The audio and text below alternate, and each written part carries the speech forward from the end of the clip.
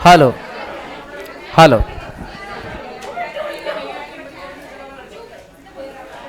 Good morning, कैसे हैं सब? हमने आज जीएसटी की अमेंडमेंट्स कवर करनी है और जीएसटी की अमेंडमेंट्स कहाँ से करेंगे? एक तो मैं आपको नोट्स बनवाऊंगा, दूसरा आपका जीएसटी की मॉड्यूल जो थर्ड मॉड्यूल था, उस थर्ड मॉड्यूल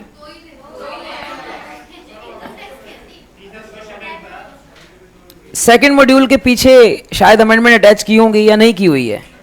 नहीं की हुई है, कोई बात नहीं। तो आपको क्या करना है, आपको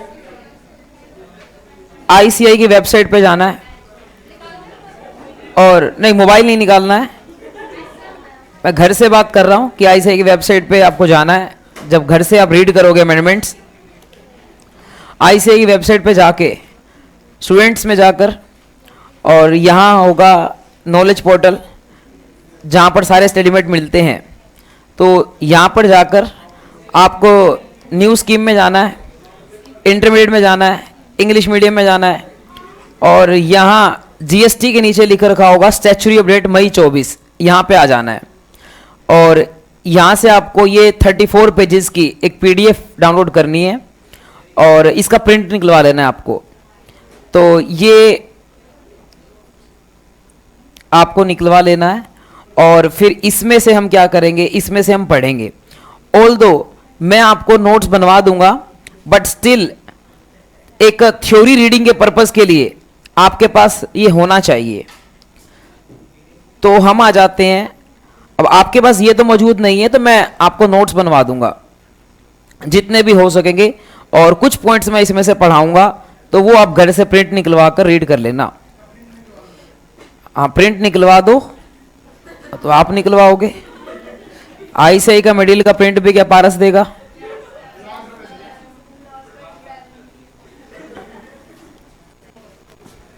ये लीजिए, ठीक है। आ जाइए आप। सबसे पहले अब अपनी नोटबुक्स निकाल लीजिए, कल मैंने बोला था नोटबुक लेकर आनी है आपको, ठीक है। नोटबुक्स निकाल लीजिए, उसमें लिखिए सबसे पहले चैप्टर नंबर है हमारे पास 2। चैप्टर नंबर 1 में कोई अमेंडमेंट नहीं है, चैप्टर नंबर 2 है। चैप्टर नंबर 2 है सप्लाई। इसमें अमेंडमेंट नंबर 1 सप्लाई, इसमें amendment number 1, amendment number 1, amendment number 1 क्या है?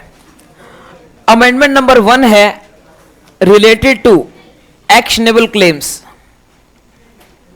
Related to actionable claims. Actionable claims हमारे दो टाइप के होते हैं। एक होते हैं हमारे एक्शनेबल क्लेम जिसमें आता है लॉटरी, बैटिंग और गैम्बलिंग, साथ साथ नोट करना है, गैम्बलिंग। आपको याद होना चाहिए कि ये जो 3 एक्शनेबल क्लेम होते थे, इनके ऊपर जीएसटी लगता था, इनके ऊपर लगता था। इनको छोड़कर बाकी जो होते थे अदर्स, उनके ऊपर जीएसटी नहीं लगता था। ऑल्दो ये सारे के सारे एक्शनेबल क्लेम्स गुड्स की डेफिनेशन में आते थे, तो ये सारे एक्शनेबल क्लेम्स जो है वो गुड्स की डेफिनेशन में आते थे, सप्लाई ऑफ गुड्स की डेफिनेशन में आते थे, क्योंकि गुड्स की डेफिनेशन लिखी थी कि भाई गुड्स जो है उसमें क्या होता है, हर मूवेबल प्रॉपर्टी आती है इंक्लूडिंग एक्शनेबल क्लेम्स। तो एक्शनेबल क्लेम्स गुड्स की डेफिनेशन में आते हैं, लेकिन फिर हमारे पास एक जो है क्या कहते हैं, शेड्यूल नंबर 3 होता है। शेड्यूल 3 कहां पर होता है? सेक्शन नंबर 7(2) के अंदर। सेक्शन नंबर 7(2) के अंदर होता है शेड्यूल 3। उस शेड्यूल 3 के अंदर लास्ट एंट्री में लिखा हुआ था कि other than lottery, betting, gambling, lottery, betting, gambling को छोड़कर बाकी जो एक्शनेबल क्लेम्स हैं वो कवर्ड होते थे। इसका मतलब लॉटरी, बैटिंग, गैम्बलिंग को छोड़कर बाकी एक्शनेबल क्लेम्स अगर शेड्यूल 3 में कवर्ड होते हैं, तो इसका मतलब क्या है? इसका मतलब यह है कि उनके ऊपर जीएसटी अप्लाई नहीं होगा, क्योंकि वो किस में आ जाएंगे? नेगेटिव लिस्ट में आ जाएंगे। मतलब क्या है? ये शेड्यूल 3 किस चीज की बात करता है? ये होता है नेगेटिव लिस्ट। नेगेटिव लिस्ट का मतलब क्या होता है कि जो एक्टिविटीज में लिखी जाती हैं उनको ना तो माना जाता है सप्लाई ऑफ गुड्स, ना ही माना जाता है supply of services, neither supply of goods NOR supply of services. तो ना तो उसको सप्लाई ऑफ गुड्स माना जाता है, ना सप्लाई ऑफ सर्विस माना जाता है।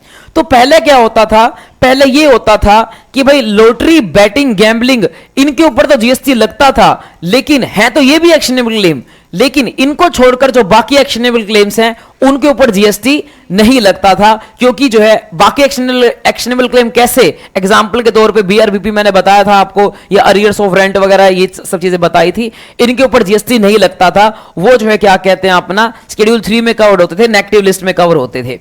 तो ये बात मैंने आपको बताई थी, उनके ऊपर जीएसटी नहीं लगता था।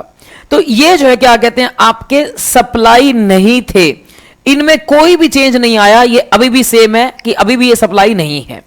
सर फिर चेंज क्या आया है, ये तो सेम है पहले वाला। अब चेंज ये आया है कि जो लेफ्ट हैंड साइड वाले हैं इनमें गवर्नमेंट ने 3 लोग और ऐड कर दिए हैं। तो जो भी अमेंडमेंट है मैं रेड पेन से कर दूंगा, ये रेड पेन से कर देते हैं। चेंज क्या आया है, 3 चीजें और ऐड हो गई हैं। वो 3 चीजें कौन कौन सी हैं, इसका नाम है कैसीनो, इसका दूसरे का नाम है हॉर्स रेस, और तीसरे का जो है नाम है ऑनलाइन मनी गेम। तो ये 3 चीजें और ऐड हो गई हैं। पहले क्या होता था, पहले भी इन पे जीएसटी लगता था, बट पहले क्या था, डाउट था लगेगा नहीं लगेगा। वैसे तो ये तीनों चीजें किसमें कवर हो जाती हैं, ऊपर लॉटरी, बैटिंग और गैम्बलिंग में कवर हो जाती हैं, अलग से कुछ भी नहीं किया है। लेकिन अब जो है स्पेसिफिकली अपना बता दिया कि भाई तुम्हारे ऊपर भी लगेगा। पहले डाउट था, इंडस्ट्री डाउट में थी कि लगेगा नहीं लगेगा, अब जो है क्लैरिटी आ गई है कि भाई अब जो है पक्का पक्का लगेगा, क्योंकि स्पेशली लिख दिया यहां पर कि लॉटरी, बैटिंग, गैम्बलिंग को छोड़कर बाकी कौन कौन है जिन पे लगेगा, कैसीनो पे भी लगेगा, हॉर्स रेस पे भी लगेगा, और ऑनलाइन मनी गेमिंग पे भी लगेगा। एमसीक्यू में पक्का जो है पूछ सकता है कि भाई इनके ऊपर लगेगा नहीं लगेगा, मतलब एक्शनेबल क्लेम्स के अंदर ये आपको ध्यान रखना पड़ेगा। तो एमसीक्यू तो पक्का पक्का यहां से बन सकता है, ठीक है। इसके बाद आगे जो अगली बात आती है वो ये आती है, गवर्नमेंट ने इन सबको एक टर्म दी है, इन सब का नाम जो है, इनको एक टर्म दी है, वो टर्म का नाम है स्पेसिफाइड। इनका टर्म का नाम है स्पेसिफाइड एक्शनेबल क्लेम। इनको एक नई टर्म दी है जिसका क्या नाम है, स्पेसिफाइड एक्शनेबल क्लेम।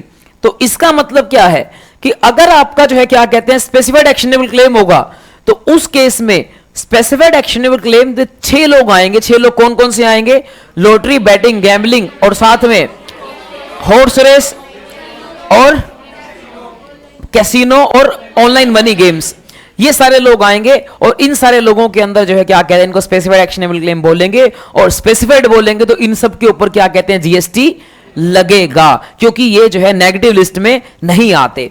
तो यहां जो है क्या कहते हैं, मैं लिख देता हूं कि ये लोग जो है नोट इन 7(2), यानी कि नोट इन नेगेटिव लिस्ट, नेगेटिव लिस्ट में नहीं है, यानी कि 7(2) में आता है जो आपका शेड्यूल 3। तो शेड्यूल 3 में ये कवर्ड नहीं है, और वो कवर्ड नहीं है तो इसलिए क्या बन जाते हैं, सप्लाई बन जाते हैं, और इनके ऊपर क्या लग जाता है, जीएसटी। गवर्नमेंट ने रेट भी बताया है, जीएसटी का रेट जो है क्या कहते हैं इनके लिए बताया गया, कितना लगेगा, 28% का रेट जो है इनके लिए बताया है। तो ये हो गया हमारे पास पहली अमेंडमेंट फिनिश। बताइए पहली अमेंडमेंट में क्या सीखा आपने। पहली अमेंडमेंट में हमने ये सीखा कि पहले लॉटरी, बैटिंग, गैम्बलिंग के ऊपर जीएसटी लगता था, अब उनके साथ हमने 3 लोग और ऐड कर दिए, जिसका क्या नाम है, जिसका नाम है कैसीनो, हॉर्स रेस और ऑनलाइन मनी गेम्स। इनके ऊपर भी जो है जीएसटी लगेगा, क्योंकि इनको बुलाया गया specified actionable claims, and specified actionable claims को हटा दिया गया कहां से, शेड्यूल 3 से। शेड्यूल 3 से हटाने का मतलब ये हो गया कि इनके ऊपर भी जीएसटी लग जाएगा। बात समझ आती है। इनको सप्लाई ऑफ गुड्स बोला जाएगा या supply of service, supply of service नहीं है, ये गुड्स है। सर गुड्स क्यों है, सर लगती तो सर्विस है, कैसीनो सर्विस लगती है।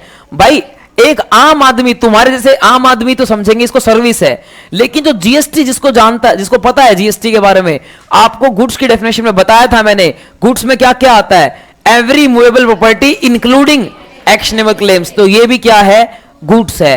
तो आम आदमी के पर्पस के लिए तो सर्विस हो सकती है, लेकिन हम जीएसटी के विद्यार्थी हैं, हमारे पर्पस के लिए क्या है, ये सप्लाई ऑफ गुड्स है।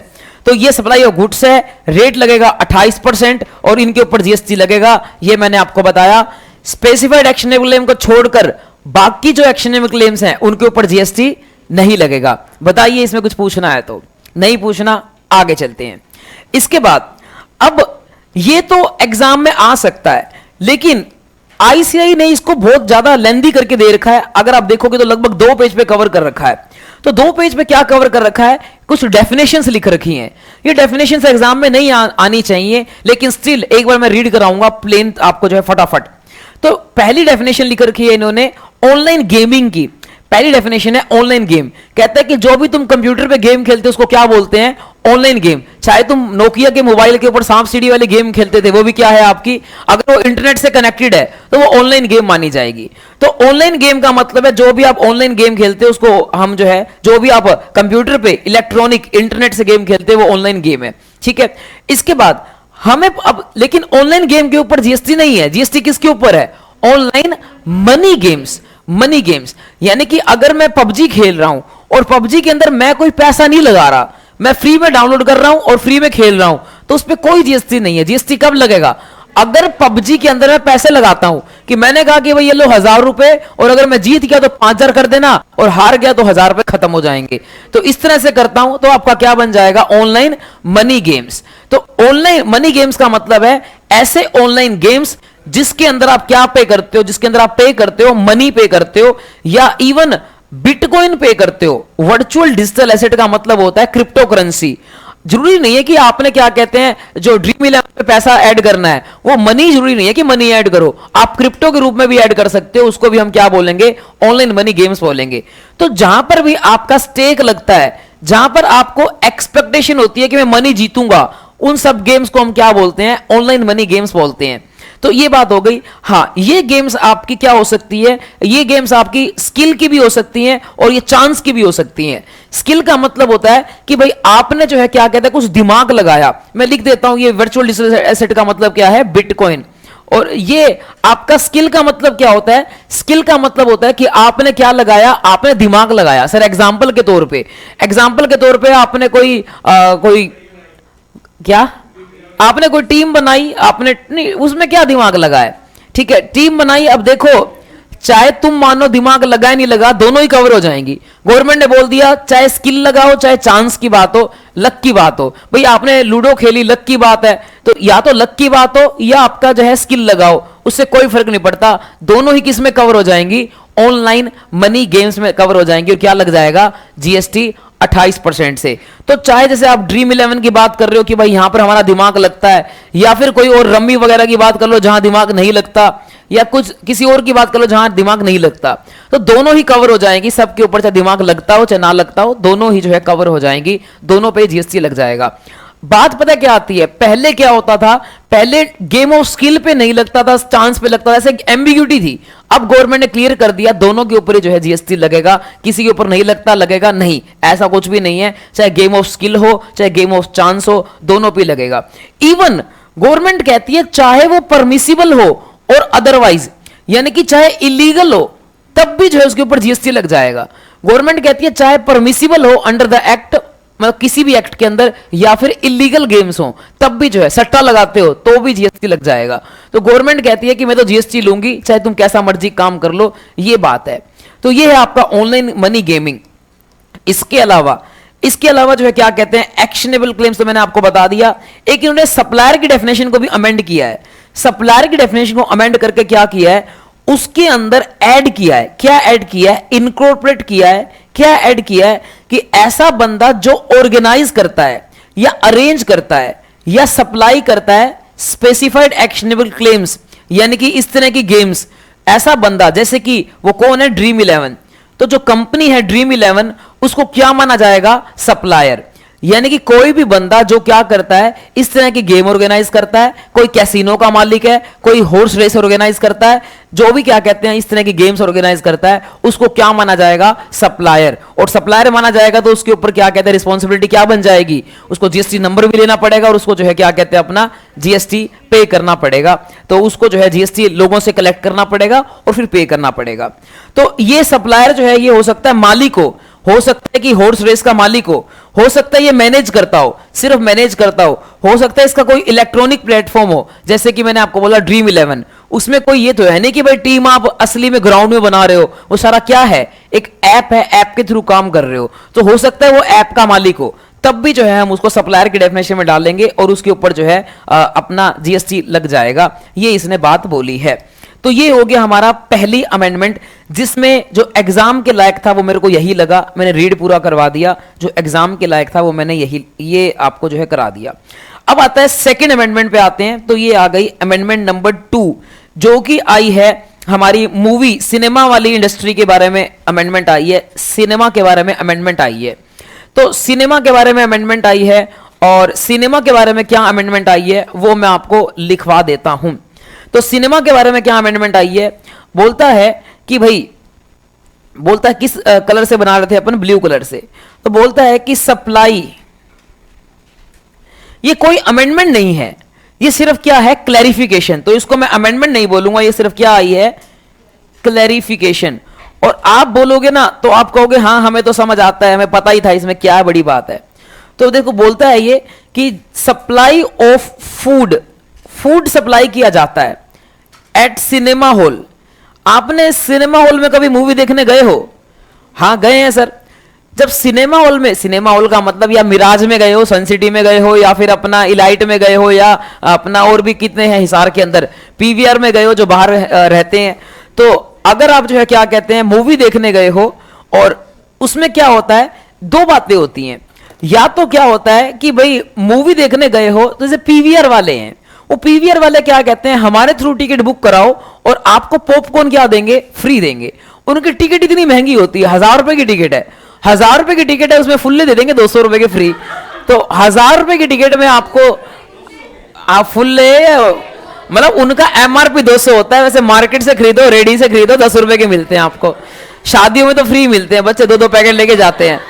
तो इस तरह से जो है क्या कहते हैं, अगर सिनेमा हॉल में जाते हो तो अब दो बातें होती हैं। क्या बात होती है, पहली बात कि भाई आपने 1000 रुपए की टिकट खरीदी जिसमें आपको फूड दिया गया, फ्री दिया गया, या फिर फूड का प्राइस क्या था उस टिकट में इंक्लूडिंग था। तो फूड का प्राइस टिकट में इंक्लूडिंग था, तो प्राइस सेपरेट चार्ज नहीं किया गया, सेपरेट चार्ज नहीं किया गया, तो ये बन गई कंपोजिट सप्लाई। कंपोजिट सप्लाई के केस में रेट कौन सा लगेगा, प्रिंसिपल सप्लाई वाला। प्रिंसिपल सप्लाई कौन सी है, मूवी, तो मूवी वाला जो है रेट लगेगा। ठीक है। दूसरा केस क्या होता है, दूसरा केस होता है कि भाई हम मूवी देखने जाते हैं, तो हम गरीब हैं, हम टिकट खरीदते हैं, हम खाना जो है घर से लेके जाते हैं, तो हम क्या करते हैं, पहले अलाउ नहीं होता, मैं क्या करता था, पहले गाड़ी में खाना रखता था, पहले फटाफट खाना खा लिया अच्छे से, फिर फटाफट जाके मूवी देख लिए, ताकि 3 घंटे जो भूख ना लगे। क्या करें भाई, पैसे बचाने होते हैं। तो इसके अलावा ये भी होता था, पानी भी अलाउ नहीं करते, वहां पानी की बोतल महंगी होती है, तो मैं पहले ही पानी पी लेता हूँ, पानी पी लिया अच्छे से, ताकि जो है अपना 3 घंटे प्यास ना लगे। तो ये स्कीम चलती है। लेकिन अब ये वाली बात नहीं कर रहा मैं, ये बात कर रहा हूं, सुनिए। मान लेते हैं आपने क्या किया, मान लेते हैं आपने 200 रुपए की जो है वो अपना टिकट कटाई। 200 रुपए की टिकट कटाने के बाद क्या होता है, आपने उस टिकट के ऊपर जीएसटी लग गया होगा, जो भी रेट लगता है सिनेमा का 18% या 28%, उस पर जीएसटी लग गया होगा। अब आपने क्या किया, अब पॉपकॉर्न खाने थे, भूख लगी, तो आपने जो है क्या कहते हैं ऑर्डर कर दिया पॉपकॉर्न। अब प्राइस क्या चार्ज किया जा रहा है, सेपरेट चार्ज किया जा रहा है। तो इस केस में क्या होगा, इस केस में जो है क्या कहते हैं, फूड के ऊपर कौन सा रेट लगेगा, 5%, फूड पे लगेगा 5%, और सिनेमा के टिकट पे कितना लगेगा, 28%। तो मतलब कंक्लूजन क्या है, कंक्लूजन है कि अगर आपने सिनेमा की टिकट बुक कराई और फूड उसके साथ ही था, कंपोजिट सप्लाई था, तो फिर कौन सा रेट लगेगा, दोनों के ऊपर ही प्रिंसिपल सप्लाई का रेट लगेगा। और अगर क्या था, अगर फूड अलग था और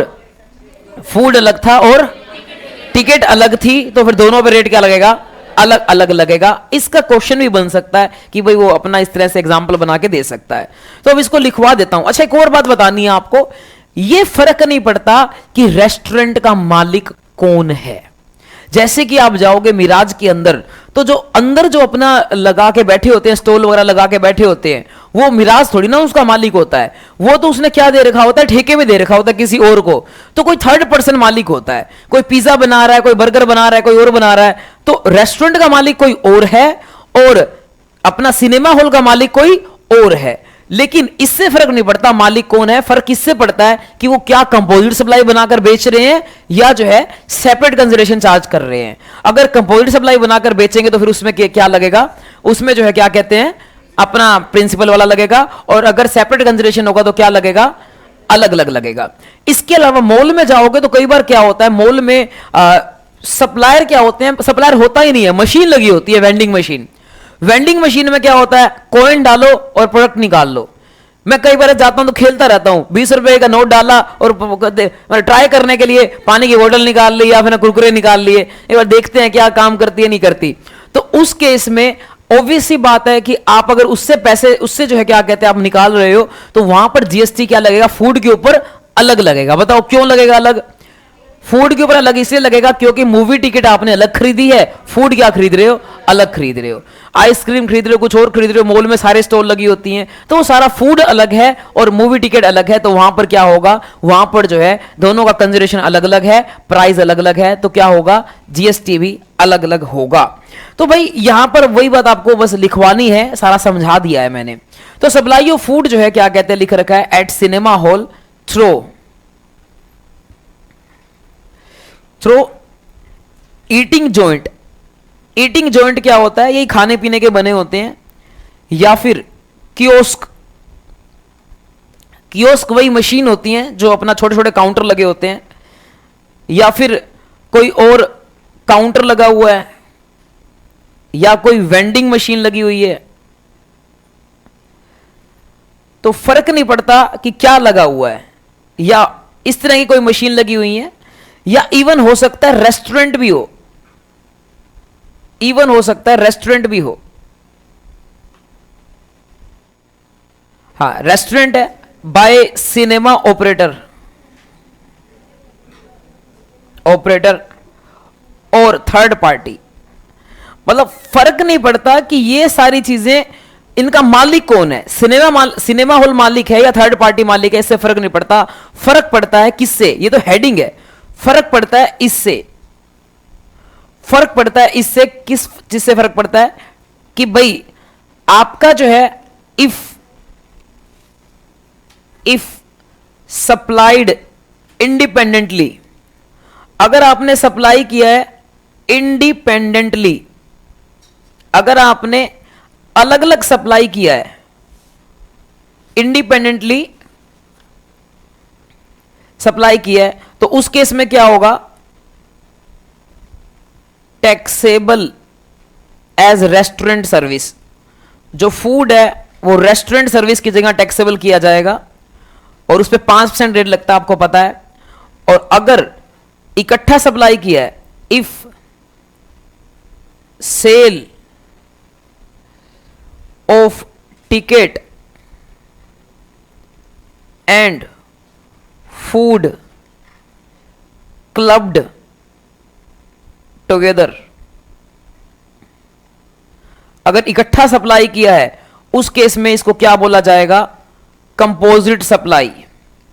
और कंपोजिट सप्लाई के केस में कौन सा रेट लगेगा, तो ये जीएसटी लगेगा at rate of principal supply. और प्रिंसिपल सप्लाई कौन सी है, सिनेमा है, that is cinema exhibition service. कुछ ना समझ आए राइटिंग मेरी तो बता देना। तो अभी तक हमने 2 अमेंडमेंट किए हैं। ये दूसरी अमेंडमेंट हमारी क्या कहती है, ये कहती है कि तुम अपना जो है क्या करने जाते हो, जब अपना खाना खाने जाते हो मूवी के साथ साथ, तो वहां पर अगर वो दोनों क्लब करके दी गई है तो फिर तो प्रिंसिपल सप्लाई का रेट लगेगा, अदरवाइज कौन सा रेट लगेगा, अपना जो है अलग अलग रेट लगेगा दोनों का। तो एग्जाम्पल इसका हम कोई लिख सकते हैं, एग्जाम्पल जो है अपना बना सकते हैं। एग्जाम्पल के तौर पे कि मान लेते हैं मिराज सिनेमा की बात करते हैं, मिराज सिनेमा, और उनके केस में दिया हुआ है कि उन्होंने सप्लाई की थी, सप्लाई इन मंथ ऑफ कौन सा महीना चल रहा है, मार्च में उन्होंने क्या अपना जो है सप्लाई की है। तो मार्च में उन्होंने सप्लाई की है, उन्होंने फूड अलग से बेचा है, फूड सेपरेट बेचा है 10 लाख रुपए का, सपोज कीजिए। सिनेमा सेपरेट जो है इसकी सर्विस दी है 20 लाख रुपए की। इसके अलावा एक इन्होंने क्या किया, इकट्ठी सर्विस दी है, यानी कि दोनों को क्लब करके, क्लब टुगेदर इकट्ठा बेचा है। मान लेते हैं 5 लाख रुपए का ऐसे क्लब करके बेचा है। बताओ इनके ऊपर कितना जीएसटी एप्लीकेबल होगा? जीएसटी एप्लीकेबल आपको बताना है। तो पहले पे जो है रेट लगेगा आपका, तो आंसर क्या आएगा इसका? सॉल्यूशन। तो फूड वाले पे जो 10 लाख था, इसके ऊपर तो कितना लग जाएगा? 10 लाख के ऊपर तो लग जाएगा 5% प्लस के। 20 लाख के ऊपर कितना लग जाएगा? हां, सिनेमा पे मैंने रेट दिया नहीं ना, सिनेमा पे रेट आई थिंक 28 है। आप जाते हो क्या मूवी देखने? एक बार देखा करो। 28% प्लस के। और कंपोजिट पे भी कौन सा लगेगा? 28 लग जाएगा। तो आंसर बता देना आप।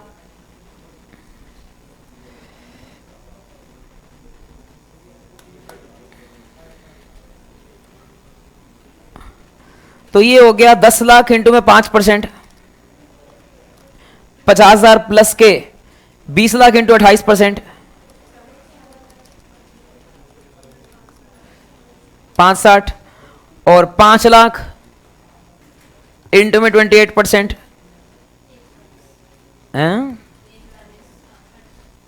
मेरा तो गलत हो गया, आप बताओ। 7.5 लाख। ओके, आगे आते हैं अमेंडमेंट नंबर 3। अमेंडमेंट नंबर 3 भी अमेंडमेंट नहीं है, क्लैरिफिकेशन है। यह है होल्डिंग सब्सिडरी के केस में, होल्डिंग कंपनी के केस में क्लैरिफिकेशन आई है। हाँ जी बोलिए जी। रेस्टोरेंट पे तो 5% होता है, मैंने टैक्सेबल एज रेस्टोरेंट सर्विस लिखा है। सप्लाई इंडिपेंडेंटली, इंडिपेंडेंटली का मतलब है ये किसकी बात हो रही है? Supply of food. फूड के ऊपर किस क्या लगेगा? रेस्टोरेंट वाला रेट लगेगा। मैंने ये बोला है, मैंने ये नहीं बोला सिनेमा के ऊपर रेस्टोरेंट वाला रेट लगेगा। सिनेमा पे तो अलग लगेगा। ये क्लैरिफिकेशन किसके बारे में बोल रहा हूं? फूड के बारे में बोल रहा हूं कि फूड के ऊपर ये रेट लगेगा। तो कंक्लूजन अगर आपको थोड़ा सा गलतफहमी हो रही है तो ये लिख लो कि भाई ये क्या सप्लाई, ये जो आपका फूड है, फूड के ऊपर तो रेस्टोरेंट की तरह होगा। और दूसरी चीज कौन सी होती है? सिनेमा। सिनेमा के ऊपर सिनेमा वाला रेट लगेगा। तो दोनों जो है क्या कहते हैं, अलग अलग टैक्सेबल होंगे। और अगर क्लब किया जाता है तो फिर प्रिंसिपल सप्लाई की तरह टैक्सेबल होगा। ठीक है, अब आते हैं थर्ड हमारी जो अमेंडमेंट आई है। थर्ड अमेंडमेंट क्या कहती है, यहां ध्यान दीजिए। एक है होल्डिंग कंपनी, हां ये लिखा था cinema, cinema rate, food taxable as restaurant service. Holding company एक सर्विस देती है सब्सिडरी कंपनी को। आपको बताना है क्या यह सर्विस है या नहीं है। होल्डिंग कंपनी एक सर्विस देती है, क्या सर्विस देती है? होल्डिंग कंपनी सब्सिडरी कंपनी के शेयर्स होल्ड करके रखती है। 51% शेयर्स होल्ड करके रखती है सब्सिडरी कंपनी के। तो पहले क्या होता था, ये जो होल्डिंग कंपनी सब्सिडरी कंपनी के शेयर्स होल्ड करके रखती है, ये बात जो होती थी, ये इसका एक एसएसी कोड है। एसएसी कोड, एसएसी कोड क्या होता है भाई? Service accounting code. तुम्हारे को पता ही नहीं है, भूल चुके हो सब जीएसटी। सर्विस अकाउंटिंग कोड क्या होता था? एचएसएन कोड बताया था मैंने आपको। एचएसएन कोड होता है गुड्स का, जो 8 डिजिट का होता है। सर्विसेज के केस में सर्विस अकाउंटिंग कोड होता है जो 6 डिजिट का होता है। तो इसका एक एसएसी कोड होता था जो होता था 997171। ये आपको याद नहीं रखना, ये सिर्फ जनरल नॉलेज के पर्पस के लिए है कि भाई ये कोड होता था सर्विस का। तो जीएसटी डिपार्टमेंट क्या बोलता था? जीएसटी डिपार्टमेंट बोलता था कि भाई इसका सर्विस का कोड है, सर्विस का कोड है तो इसको हम क्या मानेंगे? सप्लाई ऑफ सर्विस मानेंगे। तो जीएसटी डिपार्टमेंट कहता था कि ये जो है सर्विस का कोड है, इसका सर्विस का कोड है तो हम इसको सप्लाई ऑफ सर्विस मानेंगे। तो अपना डिपार्टमेंट बोलता था इसको सप्लाई ऑफ सर्विस मानेंगे और इसके ऊपर जीएसटी लगाएंगे। तो फिर यहां गवर्नमेंट ने क्लैरिफाई किया, सारी कंपनीज हैरान हो गई कि भाई अपना शेयर होल्ड करने पे कैसे जीएसटी लग सकता है? शेयर्स को तो नाइदर सप्लाई ऑफ गुड्स माना जाता है नॉर सप्लाई ऑफ सर्विस, क्योंकि होल्डिंग शेयर्स जो है सिक्योरिटीज आती हैं, और सिक्योरिटीज मनी उसकी डेफिनेशन से बाहर होता है, गुड्स की डेफिनेशन से भी बाहर होता है, और सर्विस की डेफिनेशन से भी क्या होता है, बाहर होता है। तो कभी भी शेयर खरीदने और शेयर बेचने के ऊपर जीएसटी लग ही नहीं सकता। तो इसीलिए फिर गवर्नमेंट ने क्लैरिफाई किया कि भाई जो डिपार्टमेंट है वो गलत बोल रहा है, यहां पर इस कोड के होने के बावजूद यहां कोई जीएसटी नहीं लगेगा। तो ना तो इसको सप्लाई ऑफ सर्विस माना जाएगा, ना इसको सप्लाई ऑफ गुड्स माना जाएगा, क्योंकि ये दोनों सप्लाई ऑफ गुड्स और सर्विस की डेफिनेशन से बाहर हैं। ये अपना जो है ये होल्डिंग ऑफ सिक्योरिटी ये बाहर है अपना गुड्स की डेफिनेशन से भी और सर्विस की डेफिनेशन से भी, इसीलिए इनके ऊपर सप्लाई नहीं माना जाएगा और जीएसटी नहीं लगेगा, ऐसा क्लैरिफाई किया। अब आपको लग रहा है ना बेकार सी चीज है, तो फद्दू सा पॉइंट वैसे धक्के से रेज किया है, बिल्कुल ऐसा ही पॉइंट है, क्योंकि होल्डिंग ऑफ शेयर्स के ऊपर जीएसटी लग ही नहीं सकता। भाई ये कौन सी सर्विस है, सिक्योरिटीज तो वैसे ही नहीं आता सर्विस के केस में, ना गुड्स के केस में आता, तो इसके ऊपर जीएसटी लगने का सवाल ही नहीं उठता था। ये धक्के से जो है क्या कहते हैं इन्होंने क्या किया, डिपार्टमेंट कहता है कि इसका एक अकाउंटिंग कोड है तो हम इसको सर्विस मान लेंगे। ऐसे कैसे मान लोगे भाई, हमेशा सेक्शन नंबर 7 चेक करना चाहिए, आपको ये चेक करना है कि सप्लाई है या नहीं। अकाउंटिंग कोड होने से कुछ भी नहीं होता। अगर आपका जो है क्या कहते हैं अकाउंटिंग कोड है, उससे कोई फर्क नहीं पड़ता, फर्क इससे पड़ता है कि भाई सप्लाई की डेफिनेशन आया है या नहीं आया है। तो जो आपकी गुड्स और सर्विस की डेफिनेशन है उससे ये बाहर है, इसलिए इसके ऊपर कोई जीएसटी नहीं लगेगा। ये हो गई आपकी अमेंडमेंट नंबर 3। बताइए इसमें कुछ डाउट है तो? नहीं है, आगे चलते हैं। तो इसी के साथ हमारी इस चैप्टर की अमेंडमेंट्स होती हैं खत्म। अब चलते हैं आगे। अगला चैप्टर है आपके पास चैप्टर नंबर 3, जो कि है हमारे पास ये रहा चार्ज ऑफ जीएसटी। इसकी भी कुछ अमेंडमेंट्स हैं। तो चैप्टर का नाम मैं कौन से पेन से लिख रहा था? चैप्टर का नाम मैं लिख रहा था ब्लैक पेन से, और इसी से लिख रहा था अमेंडमेंट की हेडिंग। तो भाई ये हो गया आपका चैप्टर नंबर 3, जिसका नाम है चार्ज। इसके अंदर जो है क्या कहते हैं, क्या अमेंडमेंट है ये बताता हूं आपको। अमेंडमेंट नंबर हम बता रहे हैं 4। मैं अमेंडमेंट का नंबर टोटल करा जा रहा हूं, मैं चैप्टर वाइज नहीं कर रहा, टोटल कर रहा हूं। देखते हैं कितनी अमेंडमेंट आई है इस बार। हर बार 20 आती हैं, 25 आती हैं, अब की बार देखते हैं कितनी है। तो भाई ये आ गया। अब जो है इसमें पहली अमेंडमेंट क्या है वो आपको बताता हूं। तो वो अमेंडमेंट है डायरेक्टर के ऊपर। डायरेक्टर के ऊपर अमेंडमेंट है। चलो जो 3 अमेंडमेंट हो चुकी रिवाइज कराओ फटाफट। पहली amendment actionable claim, specified actionable claim, lottery betting, gambling, casino, horse race और ऑनलाइन मनी गेम्स, जीएसटी लगेगा, बाकियों पे नहीं लगेगा। दूसरी amendment supply of food at the cinema hall, उसको इंडिपेंडेंट अगर सप्लाई किया होगा तो अलग अलग रेट लगेगा, अदरवाइज प्रिंसिपल सप्लाई सिनेमा का रेट लगेगा। तीसरी holding of shares of the subsidiary is not supply. Excellent, आगे चलते हैं जी। हाँ, सर्कुलर वगैरह सीबीआईसी इश्यू करता है ना in case of customs and indirect taxes, तो सर्कुलर सीबीआईसी इश्यू करता है। आगे चलते हैं। अब अगला पॉइंट आता है कि मान लेते हैं ये हैं हमारे डीजे सर, जो कि हैं director Paras institute of commerce private limited, और एक हमारे पास कंपनी है जिसका नाम है पारस। तो डायरेक्टर है। डायरेक्टर आपको पता है जब भी सर्विस सप्लाई करते हैं, कौन सी सिटिंग फीस, या तो सिटिंग फीस होती है या फिर क्या कहते हैं कोई और सर्विस होती है जिसके ऊपर प्रोफेशनल चार्जेस चार्ज किए जाते हैं। तो उन सब के ऊपर क्या होता है, उसके ऊपर आरसीएम अप्लाई होता है। डायरेक्टर की service if provided to a company, तो वहां क्या अप्लाई होता है, आरसीएम। तो यहां डायरेक्टर की सर्विस है if it is provided to a company, तो यहां आरसीएम अप्लाई होता है। तो अगर डायरेक्टर जो है सर्विस देगा, कौन से वाली सर्विस देगा, तो अगर वो क्या कहते हैं अपना सिटिंग फीस है या कोई और प्रोफेशनल सर्विस है, तो वहां जो है क्या कहते हैं आरसीएम लगता है और लगता रहेगा। इसमें कोई अमेंडमेंट नहीं है। अमेंडमेंट क्या है? अमेंडमेंट ये है कि गवर्नमेंट ने यहां पर ये भी क्लैरिफिकेशन आप कह सकते हो, क्लैरिफाई किया गवर्नमेंट ने, क्लैरिफाई किया। कुछ मेजर अमेंडमेंट्स हैं नहीं, सारी क्लैरिफिकेशंस हैं अब की बार। तो क्लैरिफाई क्या किया? क्लैरिफाई किया कि अगर डायरेक्टर जो है वो पारस को, अगर डायरेक्टर जो है कंपनी को क्या करता है, एक सर्विस सप्लाई करता है। सर्विस सप्लाई करता है।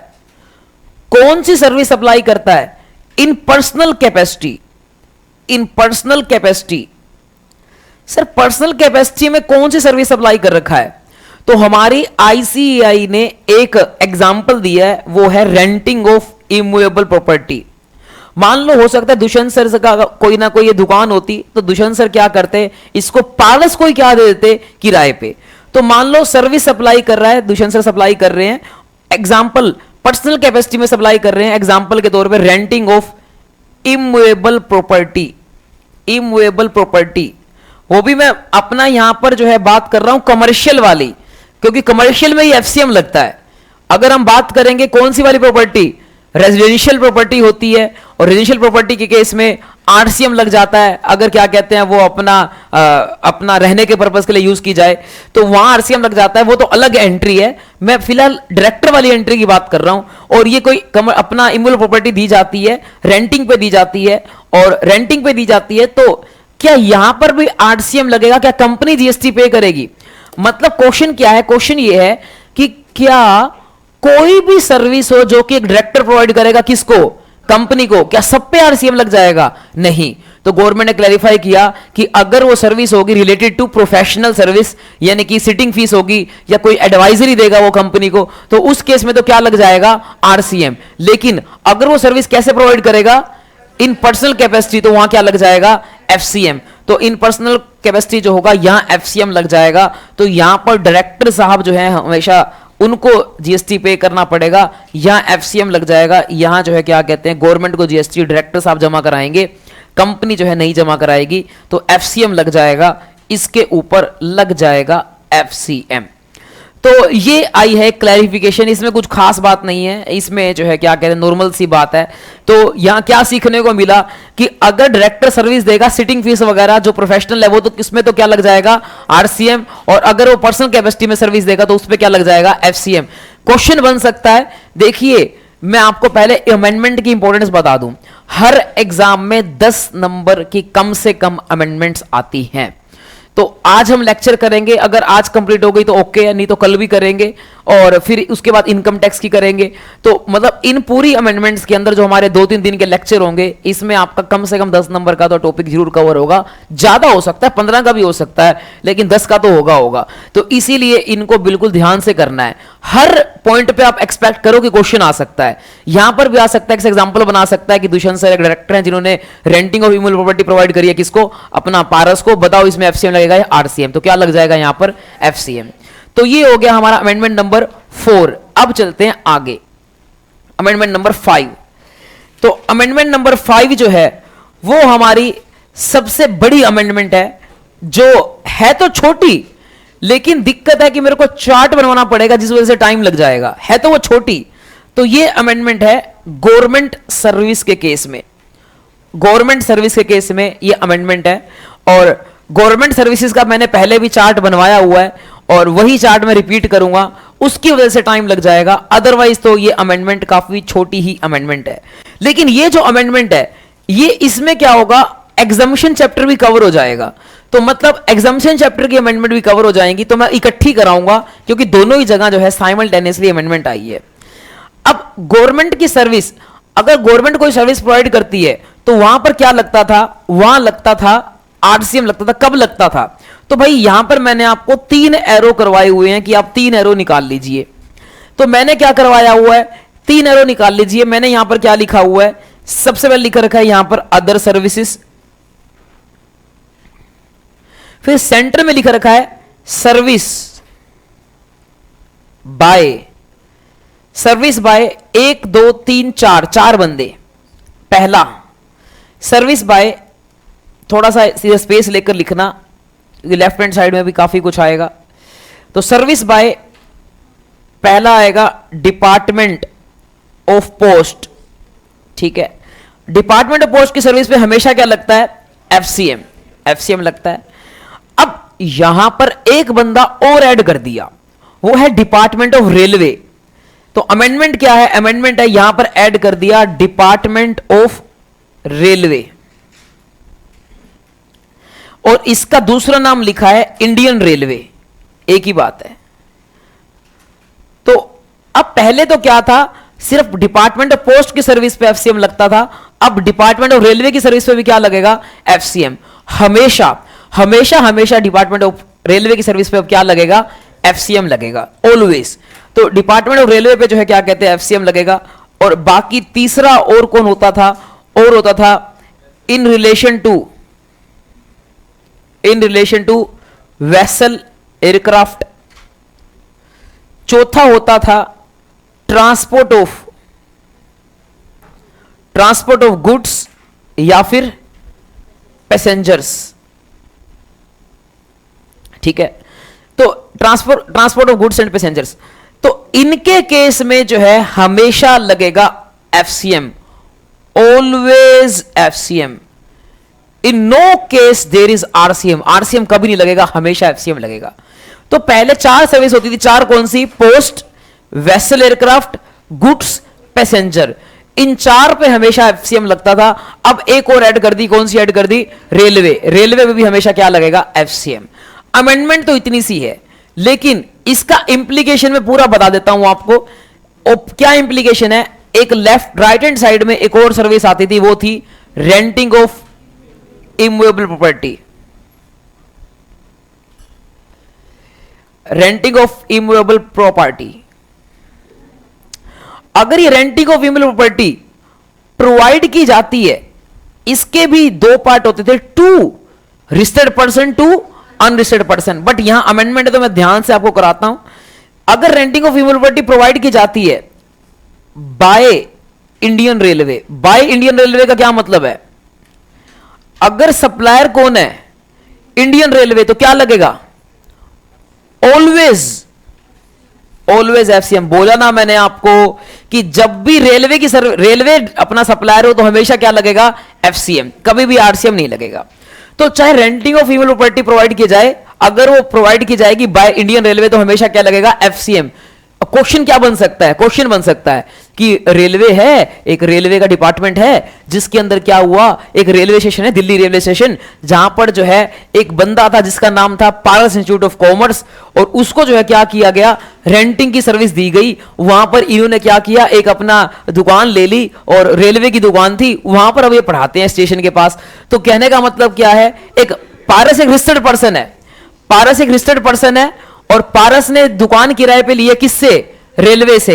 बताओ यहां पर आरसीएम लगेगा या एफसीएम, एफसीएम लगेगा। पहले क्या लगता था, आरसीएम, क्योंकि गवर्नमेंट सर्विस प्रोवाइड करती थी किसको, एक रजिस्टर्ड पर्सन को, तो क्या लगता था, आरसीएम। बट अब क्या लगेगा, एफसीएम, क्योंकि डिपार्टमेंट ऑफ रेलवे की सारी सर्विसेज के ऊपर क्या लगेगा, एफसीएम हमेशा, चाहे रेसिपिएंट कोई भी हो। ठीक है, तो ये एफसीएम लगेगा। अब बाकी जो क्या कहते हैं बच जाता है राइट हैंड साइड में, वो सेम रहेगा, यानी कि बाय अदर डिपार्टमेंट्स। अगर गवर्नमेंट का कोई और डिपार्टमेंट है वो सर्विस देता है, गवर्नमेंट का कोई और डिपार्टमेंट है वो सर्विस देता है, और ठीक है वो सर्विस देता है, तो उस केस में भी अगर वो सर्विस देता है to central government, state government, local authority और यूनियन टेरिटरी। एक और वहां पर पता क्या था, इसमें कोई अमेंडमेंट नहीं है, बट ये सारी चीजें मैं तुम्हारे को रिवाइज करा रहा हूं, एग्जम्पशन चैप्टर पूरा रिवाइज हो जाएगा आपका। यहां पर क्या था, यहां पर एक बात थी कि अगर गवर्नमेंट का कोई और डिपार्टमेंट एक दूसरे को सर्विस देता है तो उस केस में क्या कहते हैं, एग्जम्पशन थी, कोई भी जीएसटी नहीं लगता। तो इस केस में जो है क्या होगा, ये एग्जम्प्ट होगा, यहां कोई जीएसटी नहीं लगेगा। यानी कि गवर्नमेंट का एक डिपार्टमेंट दूसरे डिपार्टमेंट को सर्विस दे रहा है तो एग्जम्प्ट होगा। अच्छा, इंडियन रेलवे अगर दूसरे डिपार्टमेंट को सर्विस देगा तो एग्जम्प्ट नहीं होगा, ऑलवेज एफसीएम। बेटे बोला ना, इंडियन रेलवे के केस में हमेशा क्या लगेगा, एफसीएम, वहां कोई एग्जम्पशन नहीं है। मैंने इसलिए चार्ट बनाया है ताकि जो है ये इंडियन रेलवे क्या क्या कॉम्प्लिकेशन क्रिएट करेगा वो हर जगह मैं आपको बता दूं। तो आपको इस चार्ट के अकॉर्डिंग चलना है, कभी भी आपका आंसर गलत नहीं होगा। तो ये बाय अदर डिपार्टमेंट अगर होगा तो उस केस में जो है यहां पर अगर वो सर्विस दी जाएगी टू दीज पर्संस तो एग्जम्प्ट हो जाएगा। अब बात आती है जो बाकी और बच गए, अगर वो सर्विस दी जाएगी, अगर वो सर्विस दी जाएगी टू रजिस्टर्ड पर्सन, अगर सर्विस दी जाएगी टू रजिस्टर्ड पर्सन तो वहां क्या लग जाएगा, आरसीएम, पहले भी यही होता था। और अगर वो सर्विस दी जाएगी टू अनरजिस्टर्ड पर्सन तो क्या लगेगा, अगर वो सर्विस दी जाएगी टू अनरजिस्टर्ड पर्सन तो क्या होगा, एफसीएम लगता था, एग्जाम नहीं था, रेंटिंग एग्जाम कभी भी नहीं थी, एफसीएम लगता था। लेकिन उसमें एक बात थी, क्या बात थी? If consideration up to 5,000 rupees, up to 5,000 rupees तो एग्जम्प्ट था। अगर कंसिडरेशन है अप टू 5,000 रुपीज तो जो है क्या कहते हैं अपना एग्जम्प्ट था। और अगर कंसिडरेशन है, हां अगर अदरवाइज है तो वहां लगता था एफसीएम, वहां लगता था एफसीएम। और ये कंसिडरेशन 5,000 वाला तो यहां पर भी अप्लाई हो जाएगा आरसीएम वाले केस में, टू रजिस्टर्ड पर्सन के केस में भी। अगर कंसिडरेशन अपना जो है 5,000 होगा तो वो भी एग्जाम्प्ट हो जाएगा। तो ये जो है क्या कहते हैं आरसीएम के नीचे से एरो निकालकर यहां लगा दीजिए कि अगर आरसीएम लग रहा है वहां पर भी 5,000 तक का कंसिडरेशन है तो वहां पर भी एग्जाम्प्ट रहेगा, 5,000 से ऊपर कंसिडरेशन है तभी आरसीएम लगेगा। तो ये वाली बात हो गई हमारी, ये हमारा चार्ट हो गया इधर खत्म। तो भाई आगे चलते हैं। अदर, हाँ जी बेटे, अदर सर्विसेज भी करवा रहा हूं, पहले इसको नोट कर लिया आपने, इसको नोट कर लिया तो अब आ जाओ अदर सर्विसेज पे। हाँ जी,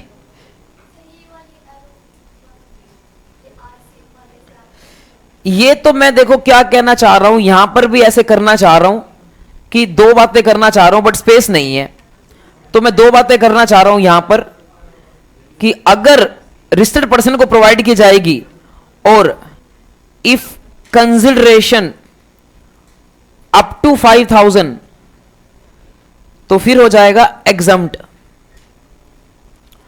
और अगर कंसिडरेशन ग्रेटर देन 5,000 तो लग जाएगा आरसीएम। ठीक है, हाँ जी, क्या चीज? रेलवे, हाँ रेलवे अगर रेसिपिएंट है तो उस केस में एक डिपार्टमेंट दूसरे डिपार्टमेंट को सर्विस दे रहा है तो एग्जाम्प्ट हो जाएगी। रेलवे अगर रेसिपिएंट है, रेलवे एज ए सप्लायर की बात हो रही है। ठीक है, तो ये हो जाएगा आपका। इसके अलावा अब आ जाते हैं अपन चार्ट में लेफ्ट हैंड साइड में। इतना लिख लिया क्या? लिख लिया तो लेफ्ट हैंड साइड में आ जाओ। और यहां पर जो है अदर सर्विसेज में यहां होंगी तीन बातें, यहां कोई अमेंडमेंट नहीं है। अगर ये सर्विस प्रोवाइड की जाती है to CG, SG, to CG, SG, LA, UT, तो उस केस में एग्जम्प्ट है क्योंकि एक डिपार्टमेंट की सर्विस दूसरे डिपार्टमेंट को होगी। और अगर वो सप्लाई की जाती है टू अदर्स, आम जनता, तो भी एग्जम्प्ट है, आम जनता तो भी एग्जम्प्ट है। और अगर वो प्रोवाइड की जाती है टू बिजनेस एंटिटी, वहां दो बातें होंगी। अगर रजिस्टर्ड नहीं, अगर बिजनेस एंटिटी की टर्नओवर, तो उसकी turnover whose aggregate turnover in preceding financial year up to 10 lakh, 20 lakh या 40 लाख। सर ये अलग अलग क्यों लिखा है? क्योंकि थ्रेशोल्ड, हाँ लिमिट अलग अलग है। 10 लाख टीना मामी, 20 लाख मूसा पीटी और 40 लाख सप्लाई ऑफ गुड्स के केस में बाकी जगह। तो अगर थ्रेशोल्ड तक है तो फिर हो जाएगा एग्जम्प्ट। और अगर थ्रेशोल्ड से ज्यादा है अदर, तो उस केस में जो है लग जाएगा यहां पर। फिर दो बातें होंगी। इफ कंसिडरेशन अप टू 5,000 तो हो जाएगा एग्जम्प्ट। और अब बच गया अदर, फिर हो जाएगा आपका आरसीएम। तो भाई इतना कॉम्प्लिकेटेड है हमारा ये जो गवर्नमेंट की सर्विस है, उसको सिंप्लीफाई करने के लिए मैंने कोशिश की है यहां पर चार्ट बनाने की। अगर आप इस चार्ट के हिसाब से चलोगे तो कोई दिक्कत नहीं होगी। अब सारा चार्ट आपने नोट कर लिया होगा, एक बार मैं नहीं किया, ठीक है, एक बार मैं रिवाइज करा देता हूं आपको जी। हाँ, डिपार्टमेंट ऑफ पोस्ट की 4 सर्विसेज एग्जम्प्ट हैं, वो इस चार्ट में मैं नहीं डाल पाया, इसको मैं स्टार लगा के नीचे लिख दूंगा, डिपार्टमेंट ऑफ पोस्ट की 4 सर्विसेज अलग से एग्जाम्प्ट होती थी।